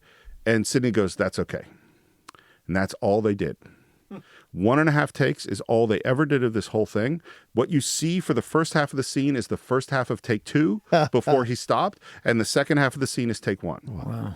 And what nobody knew at the time at all on the set was that Peter Finch had a major heart condition and that he was in fact quite sick throughout the entire shoot. And you think about this person, this brilliant actor, literally leaving it all on the court, like he puts, and you could watch this performance and you could see it is everything this human has. Oh, yeah. And of course, Peter Finch died slightly after making this film, and I just think that's the way to go out. He just did it. He put every single thing he had into it until he had nothing more. He did 1.5 takes. One of the greatest speeches of all time. Did it 1.5 times. Wow. Yeah. Did they have cue cards or anything of that kind, or did Not he as have far to as I learn the whole thing? They learned the whole thing. Yeah. I mean, he's a theater actor, and they had 3 weeks of rehearsal. So yeah, they learned the whole thing. Yeah. Which for some of these are no joke speeches. I mean, there's a lot to learn. Yeah, with builds. But they're written so well that it's easy to remember them because you know exactly where you're going and what the language is and why it's there. Yeah. We're in L.A., which is actually shot on Long Beach at a building. It's all in location. They never shot anything in a studio. And we have a meeting with Lorraine Hobbs, who is the African-American head of the Communist Party. She's a great character. And we have this meeting where now we're going to launch the Mao Zedong Hour, and we want the Liberation, whatever they are, and the great Ahmed Khan to do these series of terrorist acts. And at first, Lorraine Hobbs is going, hey, the Communist Party is too respectable to deal with these, hooligans. And and basically it's like, look, you can come on the air. I'm giving you network television to say whatever you want. You just have to organize this thing. And we see how quickly the Communist Party is corrupted too. And knows him. Oh, yeah. She totally knows the great Ahmed Khan. Oh, yeah. And she shows up. It's all about image. Exactly. Yep. And she shows up to the great Ahmed Khan at some safe house out in the middle of nowhere where he's eating a bucket of fried chicken. And she says, Well, Ahmed, you ain't gonna believe this, but I'm gonna make a TV star out of you. Just like Archie Bunker. What the fuck are you talking about? By the way, the great Ahmed Khan is a vegetarian. So he had to eat fried chicken all day. I just love that you're going to this liberation army that's eating corporate fried chicken. Oh, yeah. Kentucky Fried Chicken. The irony of it. It's all lies. Even the revolution is bullshit. I was just going to say, life is bullshit. Yeah, I don't know right. if you had That's what gotten I'm the news report. saying. It was Revolution on the news. is especially bullshit. Yeah, right, exactly. And now let's go see the Howard Beale show. Ladies and gentlemen, let's hear it. How do you feel? and things have changed. This is so This great. is a big production. Ladies and gentlemen, the Network News Hour with Sybil the Soothsayer. Jim Webbing, and it's the Emma Struth Department.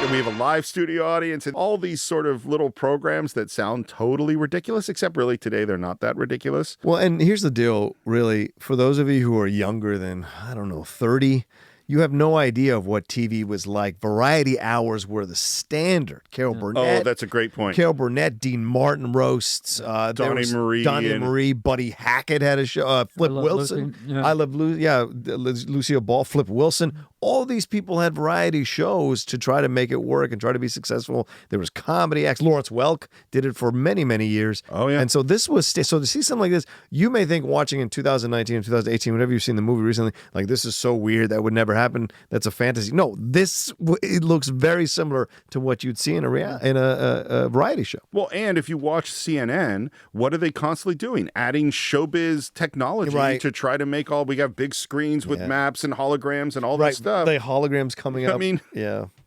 it's all showbiz. And it always was. And interestingly, Walter Cronkite was famous for saying, we just give you the headlines. That's all we've got. And it's effectively a performance that we are doing. I mean, he understood that, I think, in a really important way. David Brinkley, who famous anchorman for NBC, said that, this is in terms of the audience response to these guys, these anchor people, that he would get off the plane with the presidential candidate and he'd get a bigger hand than the candidate. Right. And that concerned him. And we have Howard Beale's first speech as a, pretty much a latter-day preacher on television, talking about the tube. Because less than 3% of you people read books. Because less than 15% of you read newspapers. Because the only truth you know is what you get over this tube. Right now, there is an entire generation that never knew anything that didn't come out of this tube. This tube is the gospel, the ultimate revelation.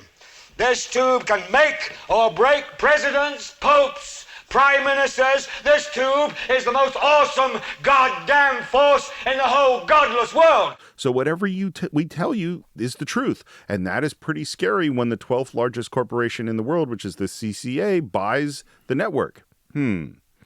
This seems really on the money. Yeah. Like, how can you trust what you hear? And then he says, television is not the truth. Television is a goddamn amusement park. Television is a circus, a carnival, a traveling troupe of acrobats, storytellers, dancers, singers, jugglers, sideshow freaks, lion tamers, and football players. We're in the boredom-killing business. that's really important. That's really the stuff. And he just goes off on it. Like, what you're going to see if you're in these. I love. Sometimes references to pop culture in movies make the movie seem dated, and for this, they're just perfect. I love the references to Kojak and Archie Bunker and the $6 Million Man. Those are and that this is a predictable thing. Kojak's going to get the guy in the end. This is all an illusion to show you what you want to hear. We'll tell you any shit you want to hear. We deal in illusions, man. None of it is true. But you people sit there day after day, night after night, all ages, colors, creeds. We're all you know. You're beginning to believe the illusions we're spinning here. You're beginning to think that the tube is reality and that your own lives are unreal. You do whatever the tube tells you. You dress like the tube. You eat like the tube. You raise your children like the tube. You even think like the tube. This is mass madness, you maniacs. In God's name, you people are the real thing. We are the illusion. So then he says, turn it off. Turn your TV off now. Turn it off. Turn it off right in the middle of my sentence. Turn it off now. And then he faints. And this is the thing you were talking about. Yeah. There is a shot of his eyes in the moment before he faints where it's clear it's fake to me. Yeah. That's what I see. He looks down before he faints. And goes like, is this the right moment to faint? Okay, I better do it now. Yeah. I totally think it's fake. I wonder.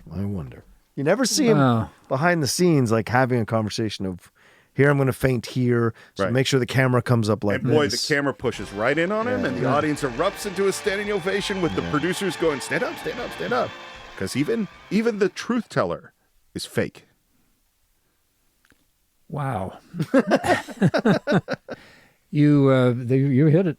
That's a very, very powerful moment, and the idea that he did it on purpose, that he did it in a contrived way, says a lot. I didn't think of that. I have to tell you. That's one I think that comes from watching it over and over. Yeah, over that's again, really you know? that's really interesting. And we're having a board meeting with CCA, and this is actually shot. This is the long table with the green. It's perfect green lights on this long table. This is actually the boardroom of the New York Public Library. And we hear about how successful the Howard Beale show is, and the camera moves down the table past all the executives and finally settles on Mr. Jenson, the CEO of CCA, Ned Beatty. I totally forgot he was in this movie. When he showed up, I was like, "Oh, another great name in the annals." Yeah. And we find out that Ruddy, who was the CEO who had the heart attack, maybe I didn't even mention it. You did. He has passed away, and Faye is out near the funeral hailing a cab, and who walks up on this very windy day but Max Schumacher, and offers to buy her a cup of coffee, to which her response is, "Hell yes." And she says, "Oh, Howard says you're doing fine." And he says, "Nope." She's keeping busy, and he says, "Lots of funerals, friends in hospitals, occasional christenings." All my friends seem to be dying or having grandchildren. You should be a grandfather yourself about now. You have a pregnant daughter in Seattle, don't you?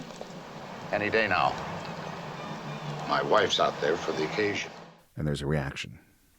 I know we say it all the time in the Cinephiles, but reaction shots are so important. And this one is like, oh, we know what we're actually talking about here. I've thought many times of calling you. I wish you had. And now, what should we talk about? Sybil the Soothsayer. And that thing about the craggy middle-aged man. And she had gone to Sybil and say, "Hey, that never happened." And Sybil said, "Don't worry, you will."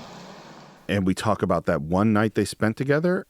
And she asks, "Are we going to get involved, Max?" And he grabs her and he turns, and with just tremendous vulnerability, I think, from an actor like William Holden, he says, "Yes, I need to become involved very much." There's a lot in there, a lot of pain and loneliness and loss and the end of his career and the lack of passion in his marriage and his friends dying and Howard Beale going nuts, and a lot there. Cast because he had sad eyes. Sad eyes. Exactly right.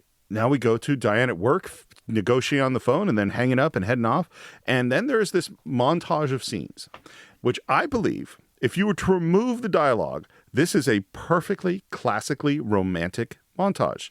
She runs into the car where he's waiting and kisses him passionately. They are walking hand in hand on the beach. They are sitting in a restaurant. She has his hand on her face, which she kisses repeatedly while staring lovingly in her eyes. They run through the wind to the inn where they're staying holding hands. They go the Sea Spray Inn. The Sea Spray Inn. They run into this room. They are quickly undressing in a beautifully romantically lit scene. They go into bed naked, they make love, and they lie together in the bed naked. So if you knew nothing else, that sounds like a classic romantic sequence from a romantic film. Except she is talking a mile a minute. He doesn't say anything about network television and scheduling and development and stars and negotiations until finally achieving orgasm while talking about the time slot. All I need is 6 weeks federal litigation, and the Mao Zedong can start carrying its own time slot. It's crazy. It is. He said this is the only thing she does really well is Yeah. television. Yeah. So she found a way to connect it with her love life. Well, and she had even described exactly how she was in the sack. Right. It's true. And now she demonstrates, that seems pretty much it. And by the way, I think both of their performances are really brave in this scene. For William Holden to be treated, he's a big movie star, and to be an accessory throughout this whole thing and not even really respected romantically in a way. And then for Faye Dunaway to be naked and sexual, but in this completely cold and weird and funny way. It's crazy. Well, she comes off as such a dominating character, and he, as you say, the big movie star, is so weak, and so unable to cope and with his own feelings as well as the situation. Well, and you kind of go like, the wheels must be turning in his head of just like, what am I doing here? Yeah. What have I gotten myself into? Schmuck. What are you getting into? Exactly. And now we get to meet his wife. Well, see his wife again. We met her. This is Beatrice Straight. Yeah. I'd seen this movie a lot. This scene is... It never wrecked me quite as much. And I watched it multiple times. And each time I was just weeping. I mean, and maybe because I'm older, I have multiple friends who've been through divorces. I've been married for 20 plus years. I know some of this, like this felt really real. Another just directorial technique with this scene before we get into it. So they do the scene, and they'd already rehearsed it. And in a ways, this is kind of the opposite of what we heard before. And Sidney Lumet said to Beatrice Straight, let's do it again, more. And we do it again, and he goes, no, not enough. Do it more, louder, bigger. And do it again, more, and it keeps getting bigger. And now they're on take. Now, Sidney Lumet rarely does more than 3 takes because he knows what he wants and he gets it. He's rehearsed it, and he's very, very clear on what he wants. Very efficient. Now they're on take 5. They're on take 6. And she's huge now. And Patty Chayefsky runs up to him and says, Sidney, this is way too big. It's way too big. It's all wrong for the scene. And Sidney says, Patty, you know comedy. I know actors. You let me do what I'm doing. And he did 7 takes. He did 8 takes until finally she was so exhausted from all of this stuff. And then he goes, okay, let's go again. And that's the take in the movie. And that probably won her the award. Oh, yeah. So, trust your director sometimes. So, I mean, if it's Sidney Lumet, absolutely. Yeah. She's incredible in this film. It's the one scene my girlfriend stopped and came into the room to watch. She heard it start, heard the band came in and watched it with me. And that's an incredible scene. The hurt. Yeah. Oh. And you see that Max starts off with the prepared speech. Yeah. Kind of saying, oh, I thought it was just an infatuation. I thought it was menopausal, late, whatever it is. And then he says, but there's no sense in saying I won't see her again because I will. And it says, would you like me to check into a hotel? And she asked the important question. Do you love her? And there's a look from him. And he says, I don't know how I feel. And then he says, I'm grateful I can feel anything. And the reaction from her in that moment. Oh, the hurt. Yeah. The physical. She just goes down like she's been shot. Like, how dare you? Yeah. Because that's a condemnation of their entire marriage. 20 years, whatever it's been. Yeah. I know I'm obsessed with her. Then say it. Don't keep telling me that you're obsessed, that you're infatuated. Say that you're in love with her. And there's a pause. I'm in love with her. And what's amazing about her performance is that it is vulnerable and painful and angry and hurt and strong and fierce and powerful all at the same time. Yeah. Because after 25 years of building a home and raising a family and all the senseless pain that we have inflicted on each other, I'm damned if I'm going to stand here and have you tell me you're in love with somebody else. And what's interesting about this whole monologue is it stays on Max. She's actually out of frame. We see her legs in the background. And she kind of says, look, this isn't one of those secretaries or like girl you had after a couple of belts of booze, which means, by the way, that those existed. Right. Because this isn't a convention weekend with your secretary, is it? Or some broad that you picked up after 3 belts of booze. This is your great winter romance, isn't it? Your last roar of passion before you settle into your emeritus years. Is that what's left for me? Is that my share? She gets the winter passion and I get the dotage. Woof, woof.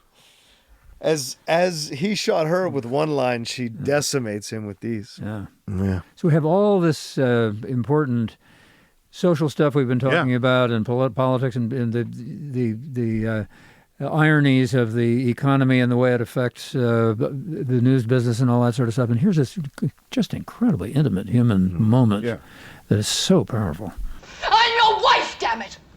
And if you can't work up a winter passion for me, the least I require is respect and allegiance. even she's telling him, "Don't bullshit me. Yeah. No more bullshit." I get tears in my eyes right now just saying those lines. Yeah. Least I require is respect and allegiance. But then she says, "I'm not going to give you up easy." She reverts. She comes back to her spine. Them New York ladies, man, they're built of steel.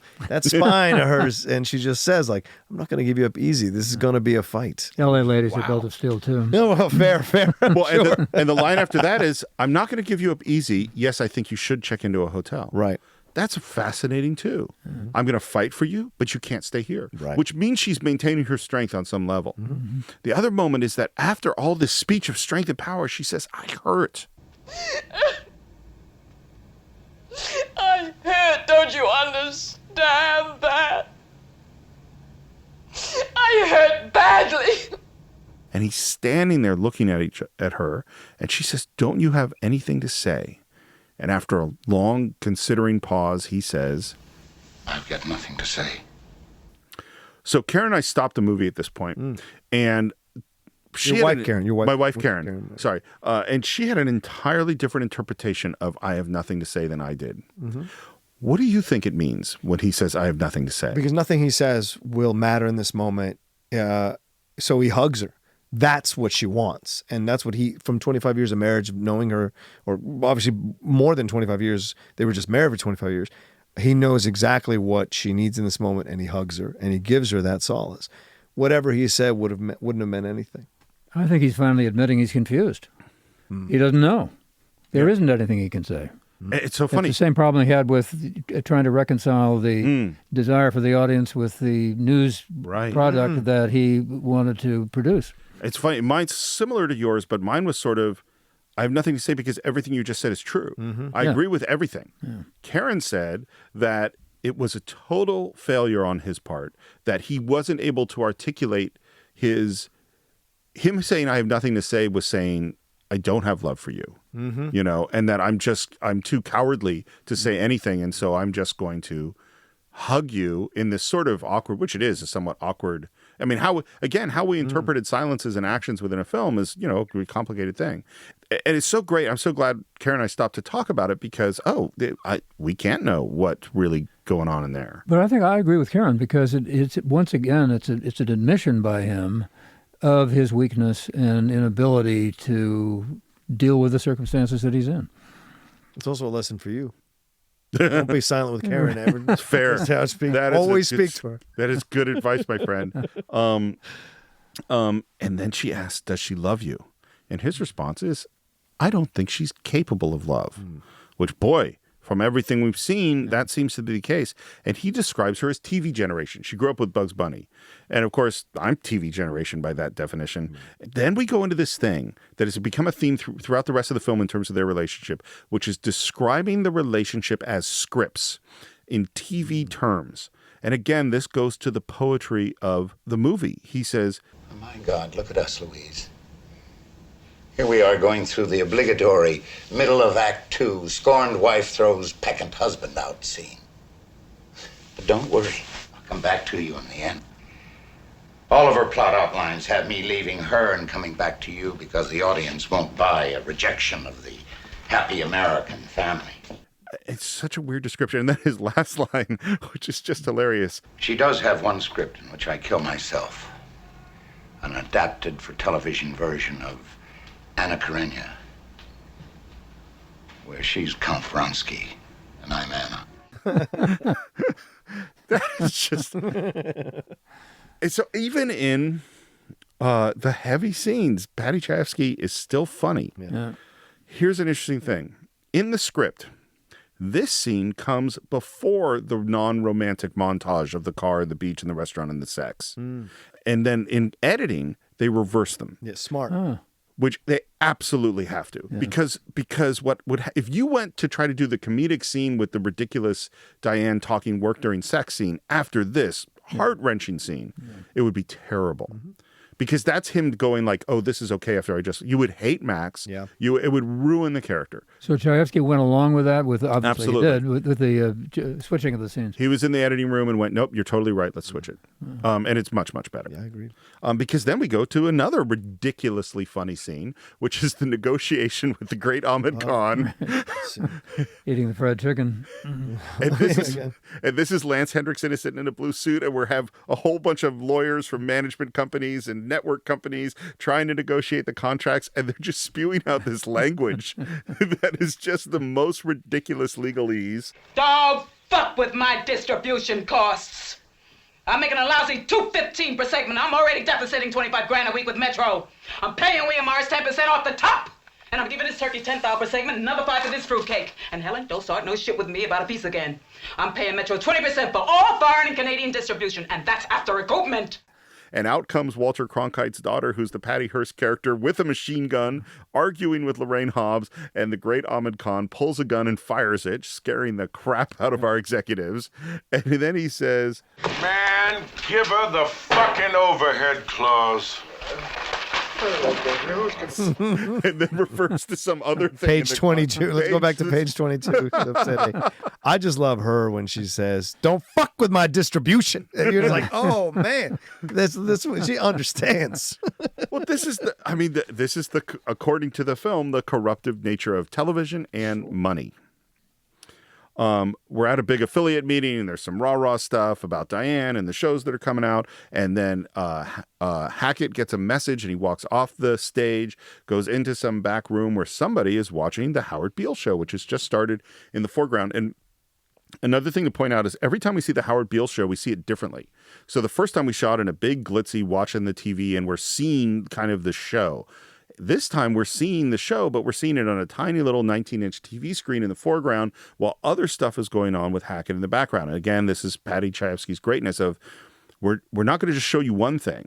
We're going to have one thing informed by another thing. And so we see Hackett taking this phone call while Howard Beale is talking about this big business deal that's going on, which is basically boils down to the Arabs are trying to buy out CCA, which is the company that owns UBS, the network that they're on, and that he wants them to stop this.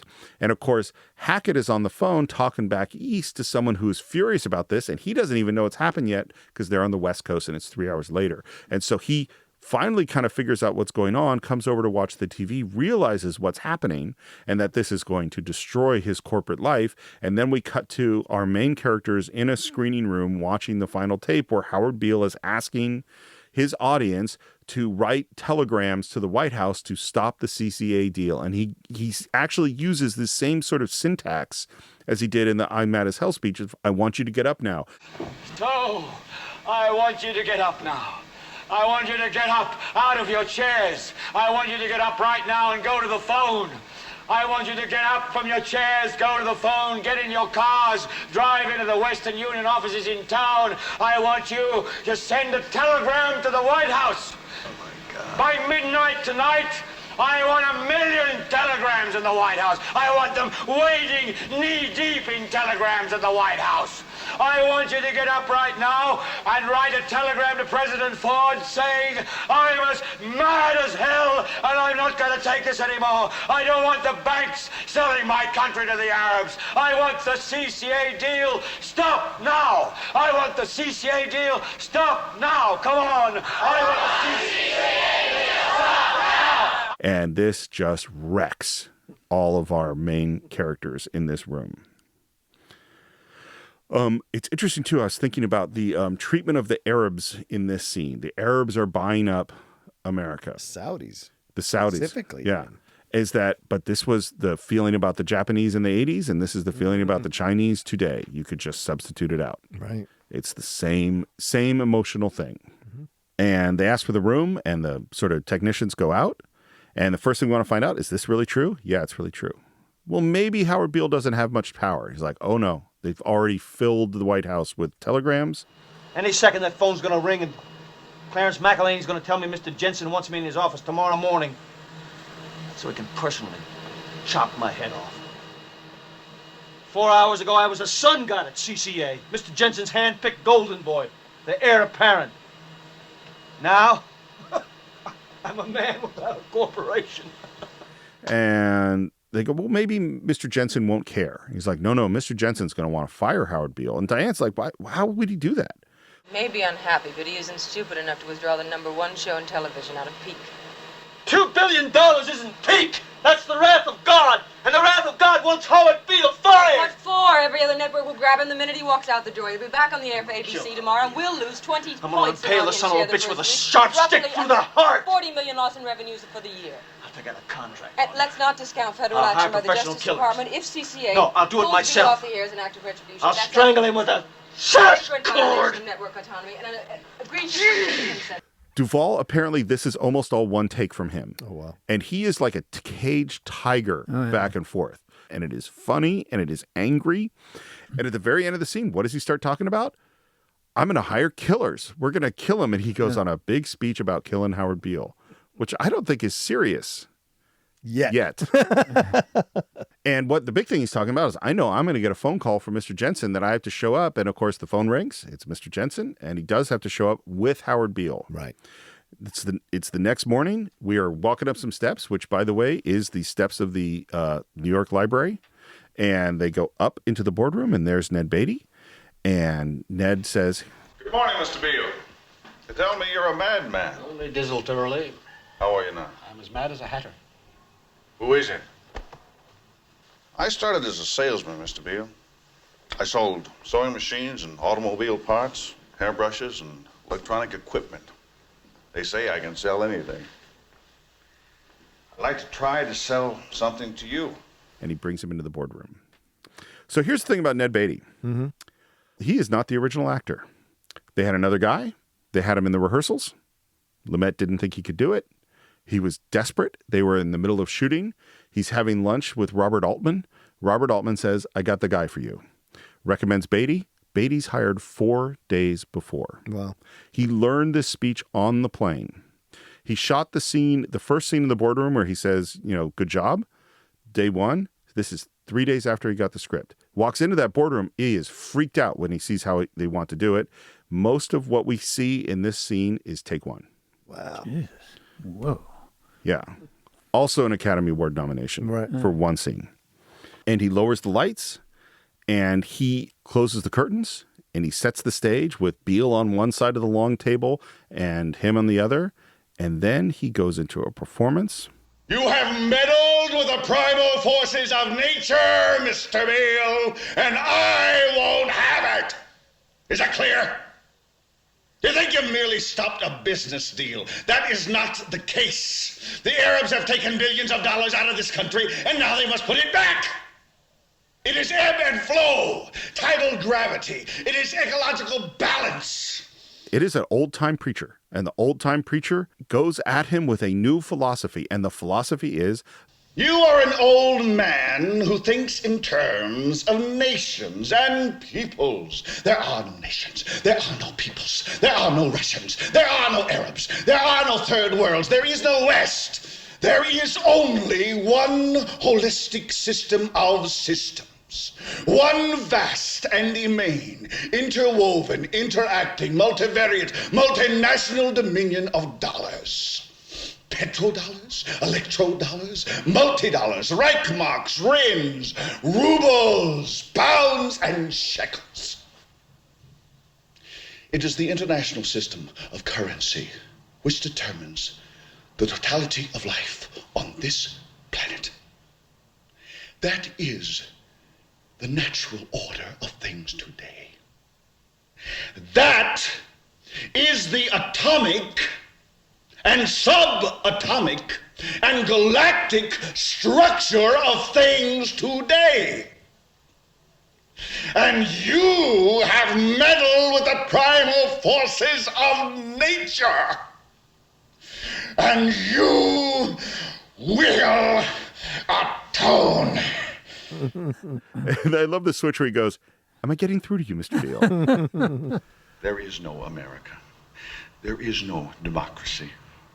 There is only IBM and ITT and AT&T and DuPont, Dow, Union Carbide, and Exxon.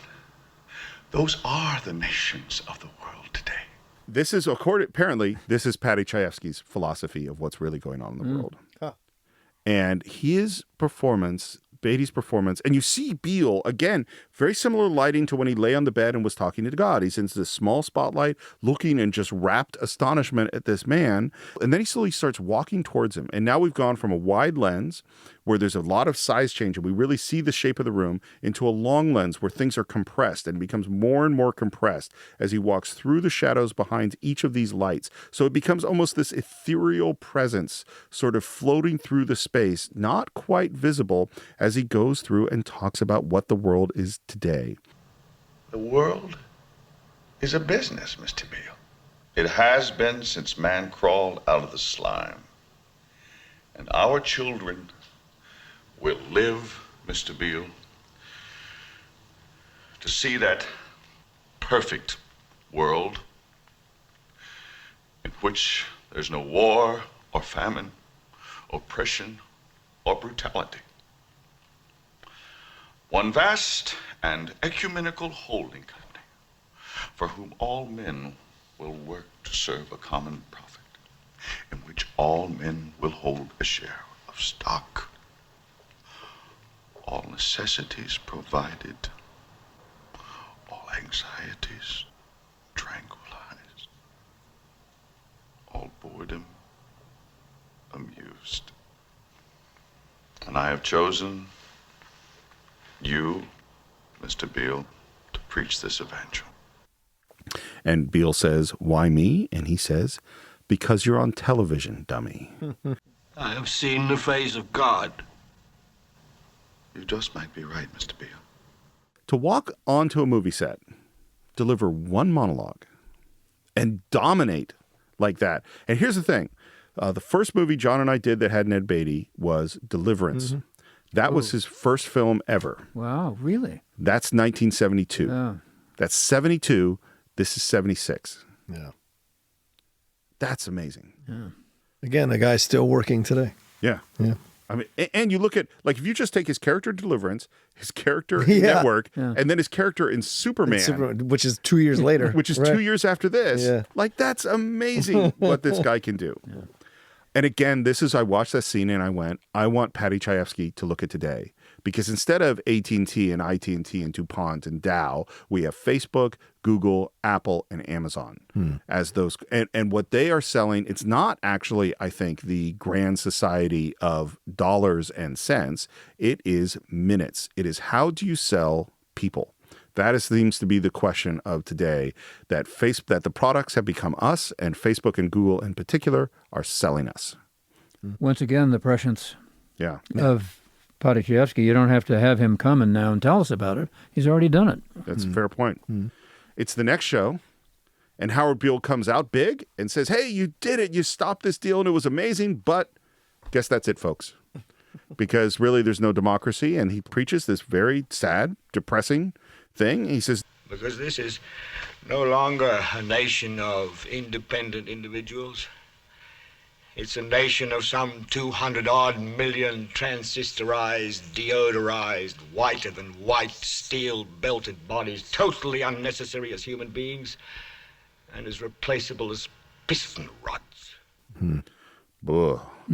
That is rough. Yeah. And again, the way it's filmed, now the camera is behind Howard Beale, slowly circling. We don't even see his face as he sits on the stage, laying out the most depressing evangel in history. The time has come to say, is dehumanization such a bad word? Because good or bad, that's what is so. The whole world is becoming humanoid, creatures that look human but aren't. And Diane is on the phone yelling at Howard's agent because the ratings are going down, according to our narrator. And I love that she's almost standing on her bed screaming. And in walks Max, and they have an argument that is brutal and sad. And she's angry at him for having a morbid middle-aged mood, and he's tired of finding her on the phone and tired of being an accessory, which is fascinating because you got to wonder how his wife has felt for the last 25 years. He's probably made her feel like an accessory. And I love that he's tired of writing a book about the great early days of television, and that's another phrase that gets repeated. Every goddamn executive fired from a network in the last 20 years has written this dumb book about the great early years of television. And nobody wants a goddamn book about the early days of television. William Holden does a really nice kick, I'd say, for a guy in his mid-60s to kick all his papers.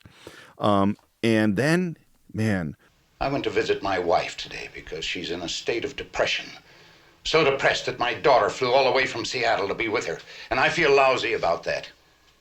I feel lousy about the pain that I've caused my wife and my kids. I feel guilty and conscience-stricken, and all of those things that you think sentimental, but which my generation calls simple human decency. Now he's really going to bare his soul, William Holden, that there's real primal doubts going on, real fear, real sadness, and he has real need, and she's the person that's supposed to love him, and she's not there for him. When they did the rehearsal, this scene did not go well. And William Holden had never done rehearsals before. And as Lumet is watching him, he goes, you know what I notice? Holden's never looking Faye Dunaway in the eye. He's always looking away. And he went, I think this scene is too true for him. It's too much what he's experiencing in his life. So instead of continuing to rehearse, what Lumet does is he stops rehearsal. He said, that's good. Let's stop. We'll get it on the day. On the day, they got the cameras all set up, and he goes up to Bill Holden and he says, Bill, whatever you do, you have to look Faye Dunaway in the eye the whole scene. You cannot look away. And he goes to Faye Dunaway and she says, whatever you do, you have to look Bill in the eye the whole scene. And suddenly, all of that truth that he felt William Holden had been hiding from, all of that truth he was really feeling poured out in this speech.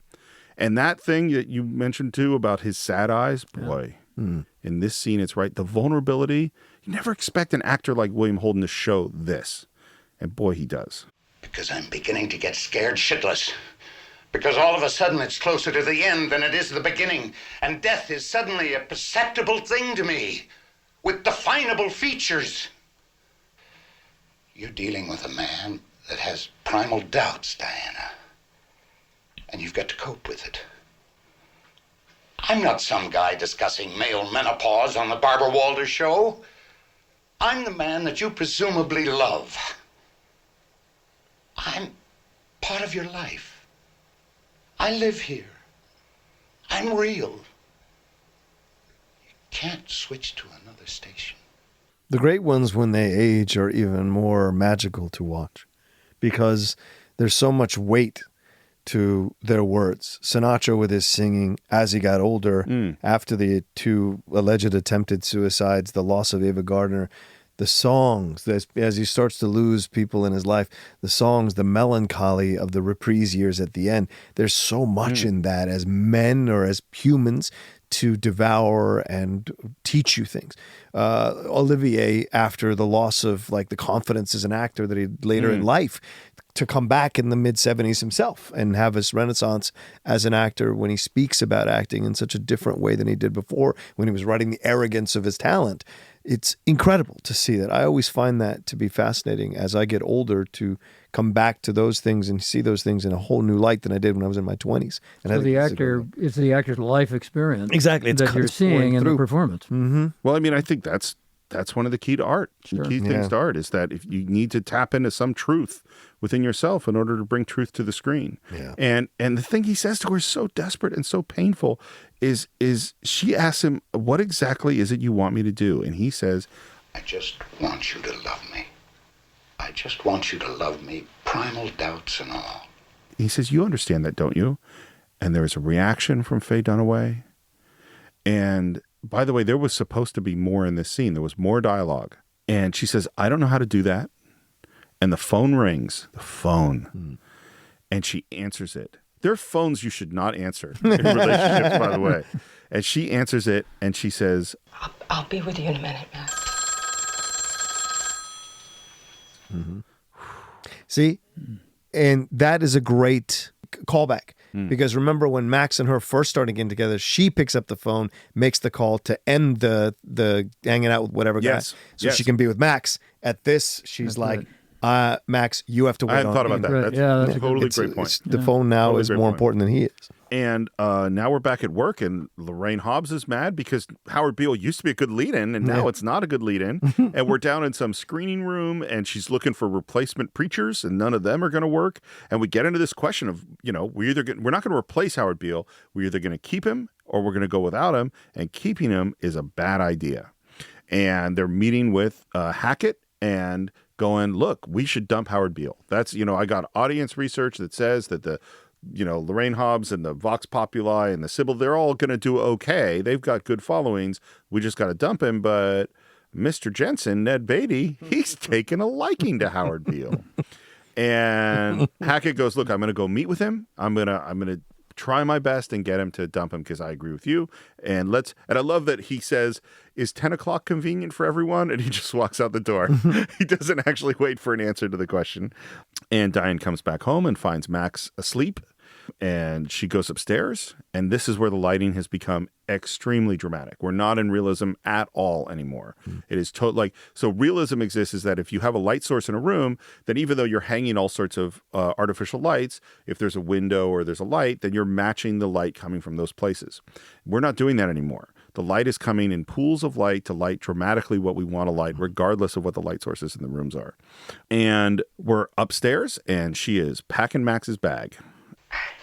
The time has come to reevaluate our relationship, Max. So I see. And again, we go back to the script. I don't like the way this script of ours is turning out. It's turning into a seedy little drama. Middle-aged man leaves wife and family for young, heartless woman goes to pot. The Blue Angel with Marlena Dietrich and Emil Yarnings. I don't like it. So you're going to cancel the show? And finally, he takes over doing the luggage, and she apologizes, I guess, for some of the fights last night. I love, she says, sorry for all those things I said to you last night. You're not the worst fuck I've ever had. Believe me, I've had worse. And his line is so funny. Again, it's the humor in the midst of drama. He says, why is it that a woman always thinks that the most savage thing she can say to a man is to impugn his cocksmanship? That's a great line. And I mean, I wonder, has anyone... Makes your face red, doesn't it? Has anyone in the history of the universe ever used the term impugn his cocksmanship before Paddy Chayefsky came up with this? I mean, I'm going to use it from now on. Yeah, right. And we're downstairs, and he says, I knew this was over a week ago. Will you go back to your wife? I'll give it a try, but I don't think she'll jump at it. And then he says he's concerned about her because she's not a boozer, which means she's just going to crack or jump out of her window. And as he says this, she goes into the kitchen and takes out a cup and a saucer to make herself some coffee or tea, and her hand is shaking. And then there's this force of will she uses to put it down and get herself back together. So I was looking through the script, and as I said, Paddy Chayefsky also has beautiful descriptions, and I wanted to read this to you because it is literally exactly what's on the screen. She fetches a cup and saucer from the cupboard and would make some instant coffee, but she is overtaken by a curious little spasm.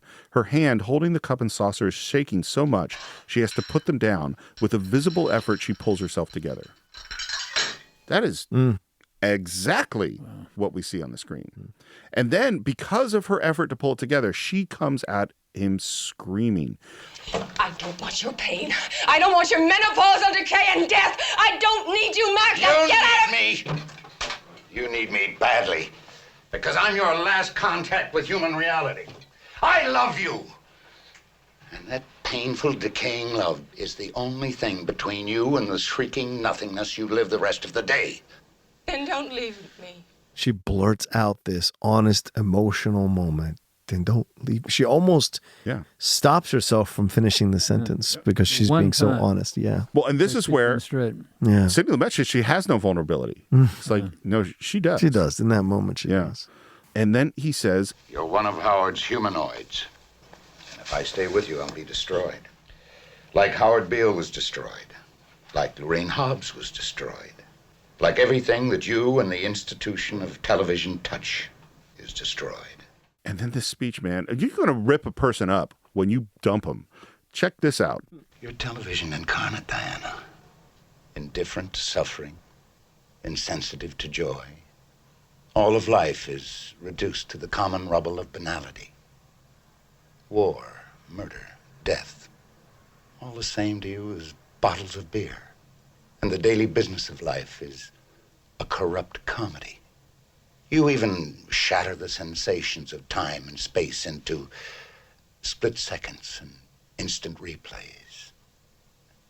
You're madness, Diana. Virulent madness. And everything you touch dies with you. Wow. And he says, but not me, not as long as I can feel pleasure and pain and love. And he kisses her. And there's a great reaction from her as he goes away.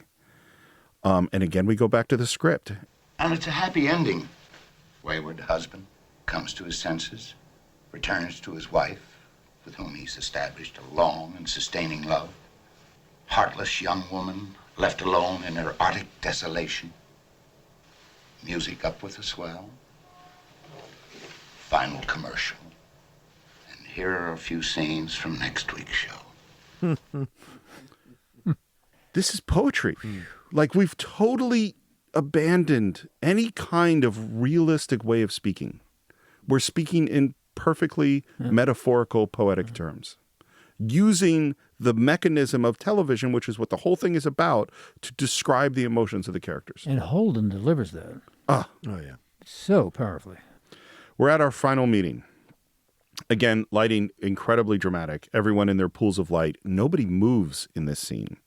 And we hear that Mr. Jenson doesn't want him fired. He likes him. Mr. Jenson feels we're too catastrophic in our thinking. I argued that television was a volatile industry in which success and failure were determined week by week. Mr. Jenson said he did not like volatile industries and suggested with a certain sinister silkiness that volatility in business usually reflected bad management. Which is just like an executive would say. I would describe his position on this as inflexible. Where does that put us, Diana? That puts us in the shithouse. That's where that puts us. And then there's a discussion of ratings and how much ratings means in terms of money. And this is going to cost us, $45 million a year or whatever it is. You guys want to hear all the flack I'm getting from the affiliates? We know all about it, Herb. And you would describe Mr. Jenson's position on Beale as inflexible? Intractable and adamantine. And then the other white-haired guy, whose name I don't remember, says, So what do we do about this Beale son of a bitch? And Frank Hackett, with almost no emotion, says, Suppose we'll have to kill him. What's amazing about this moment is there is a pause, and there is no reaction. Mm-hmm. And then he turns to Diane and says, I don't suppose you have any ideas on that, Diana. Well, what would you fellas say to an assassination? I think I can get the Mao Zedong people to kill Beale for us. It's one of their shows. Kill the lead-in. Yeah. And what's amazing to me about it is that means she's already thought about this. Oh, yeah. This is not a new thought. It could be done right on camera, in the studio. We ought to get a fantastic look-in audience with the assassination of Howard Beale as our opening show. And she talks about the audience, and they could make it the big kickoff of the season, and we'll do it right on camera. And then the only question is, well, what do we owe Beale for his contract? And apparently his contract was based on last year's ratings, so it's probably not going to be very much. And now we cut, and this is totally bizarre in terms of filmmaking. In the midst of this scene, for no particular reason, we just suddenly cut to people walking into what we will find out is the Howard Beale show. Just a crowd of ordinary people walking through a lobby. And we start to hear about syndication rights and other network stuff.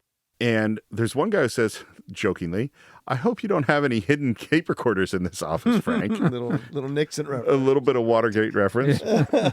And there's one moment where one of the guys says, We're talking about a capital crime here. And we think in this moment that he's going to offer the moral objection that we assume someone's got to say, holy shit, what are you talking about? And then he just says, The network can't be implicated. So, there's not going to be any moral objection here. And Frank says, Well, the issue is, shall we kill Howard Beale or not? I'd like to hear some more opinions on that. Look, I don't see we have any option, Frank. Let's kill the son of a bitch. And then we cut to... Where is Howard? the opening of the show, and it's the Howard Beale Show and all the fanfare, and we introduce all our characters. And starring the mad prophet of the airways, Howard Beale. And then the music is swelling, and Howard Beale is walking forward, and then the music stops, and he is about to speak, and in a silence that is just long enough to be awkward, the great Ahmed Khan and the members of his force open fire, and Howard Beale drops dead. And what does the camera do? Pans in close. Pushes in, just like it did on every other episode when he falls down. They know what to do. Yeah. It's a formula. Absolutely. And then we go into the same kind of quadlet that we opened the show, where at the beginning we saw the 4 anchors of the major networks, and now we see the news of the assassination of Howard Beale going by. And also playing on these is some nice commercials for an airline, the Mikey He Likes It commercial for Life Cereal. And we hear a little bit of information that the great Ahmed Khan escaped, and the camera pushes in on Howard Beale left all alone, and we hear the narrator say, "This was the story of Howard Beale, the first known instance of a man who was killed because he had lousy ratings."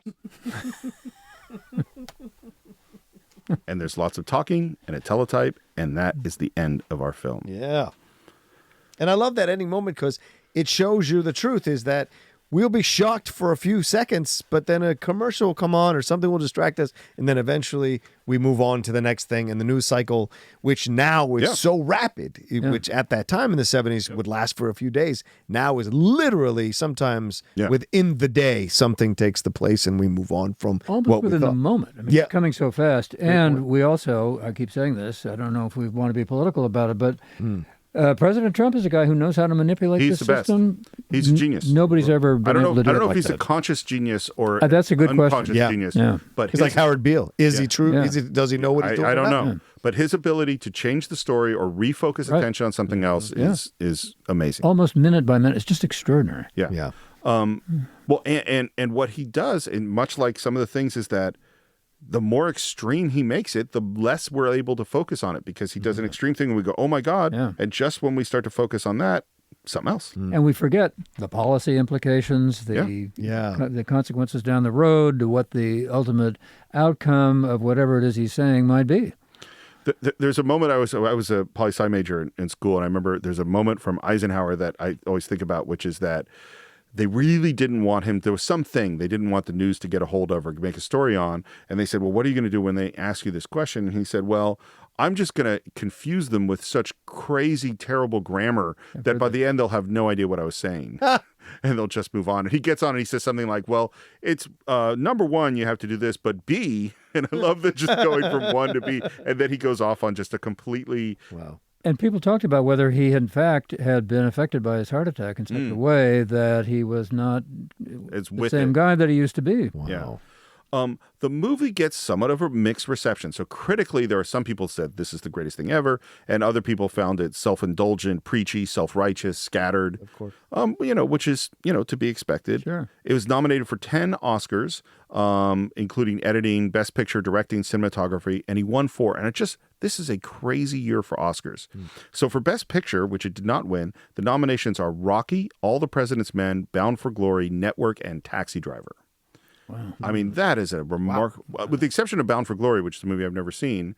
Those are, we've done every single other one of those on the Cinephiles. Those are, that's not the ultimate standard for a good movie. But Taxi Driver, All the President's Men, and Rocky are fantastic films. For actor, it's Peter Finch, who was nominated posthumously, Robert De Niro for Taxi Driver, William Holden for this. So both actors are nominated, and Sylvester Stallone. And Finch wins. Supporting actor is Jason Robards for President's Men, Burgess Meredith for Rocky, Laurence Olivier for Marathon Man, and Burt Young for Rocky as well. And Jason Robards wins. But these are like remarkable categories. Faye Dunaway also won. Beatrice Straight also won. It did not win director or picture. And the WGA ranks Network as one of the top 10 greatest screenplays ever written. And there's currently a stage adaptation starring Bryan Cranston, which my mom saw in New York. And I think you were at a reading of it early on. There was a reading of it at LACMA. Not all that long ago, and I was the narrator. Oh, that's great. Yeah. That's great. That's great. We're at the point where we normally give our final thoughts. Do you want to go first? Yeah, sure. This film resonated with me seeing it recently because of everything that's going on in the world, I said at the beginning. But it is a film that needs to be revisited by anybody who listens to it, who maybe you've haven't thought about in a while, or maybe you were like, oh, it's, you know, it didn't affect me that much.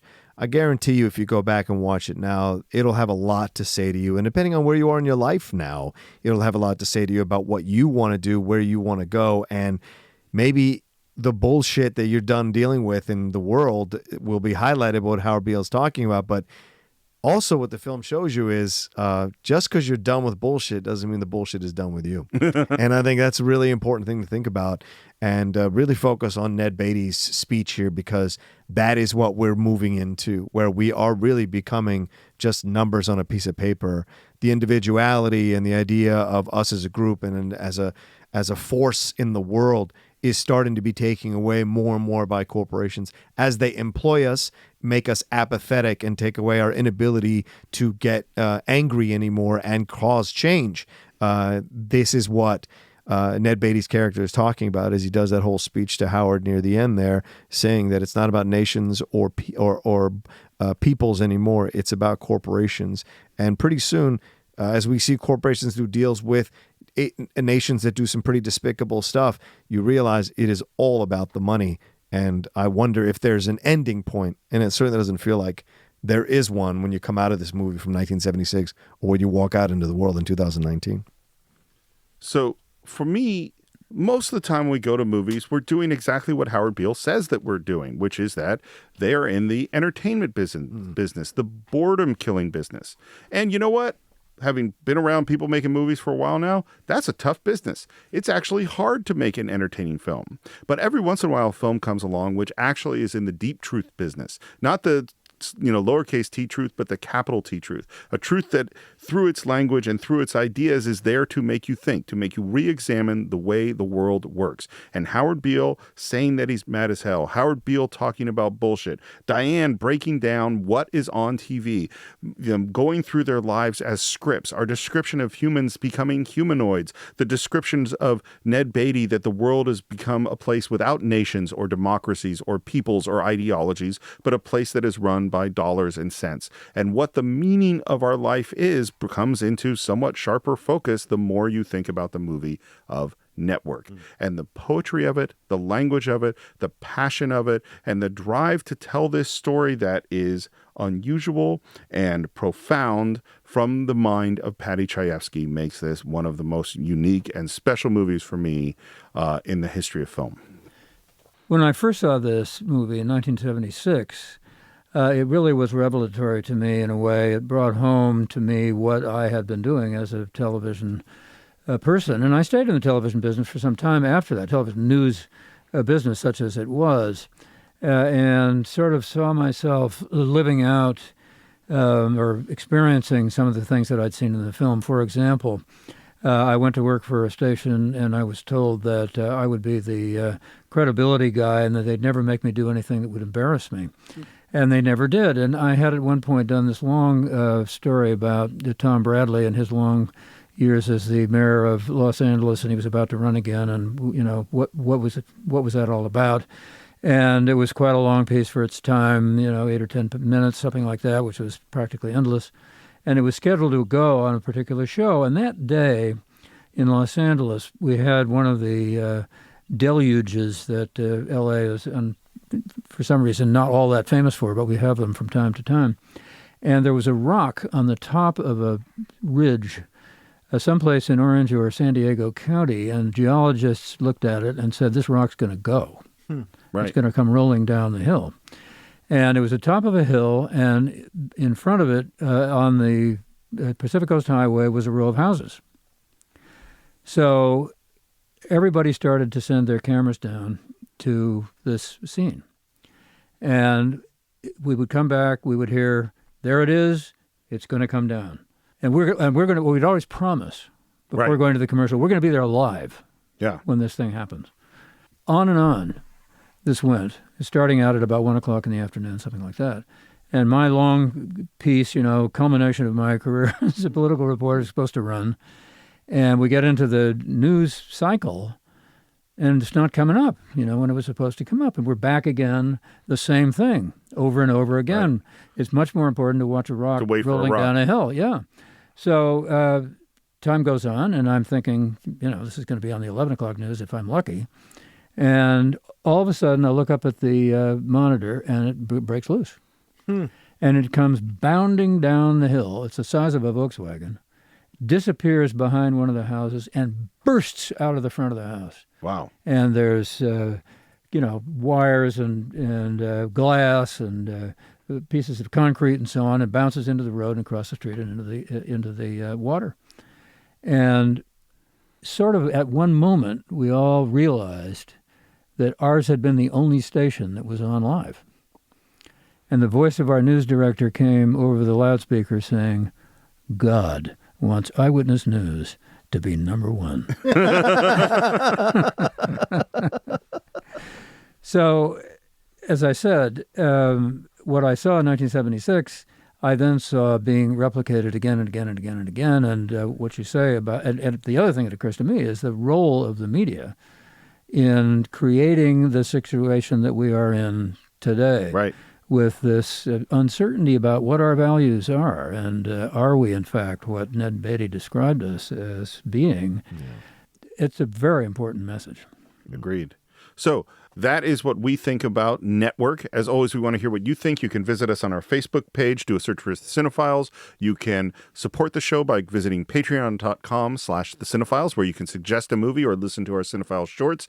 Visit cinephiles.net to buy every movie that we've ever talked about. And as always, you can reach me on Twitter at SRMorris and Instagram at SRMorris1. John, where can they reach you? You can always reach me at The Rocha Says on Twitter and on Instagram. And as I said, the top 10 and both Geek Buddies, the Geek Buddies, those are all available on the other streaming platforms for podcasts. So go and listen to those. Two completely different podcasts than the Cine-Files, but a lot of fun to do.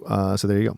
And Warren, people want to find To the Point is still available as a podcast? It certainly is. It went on as a broadcast, started out as a broadcast in 1980, went along with Which Way LA, and then we discontinued both of those after quite a long time. Yeah. And now we're doing To the Point as a podcast. We're doing 2 of them a week. We do one on a particular subject that's of interest in the news, and then we also have a climate change update that we're doing on a weekly basis, which has gotten a lot of audience, and it's doing very well. You can find it at wherever you get podcasts, of course, and also directly at kcrw.com/tothepoint.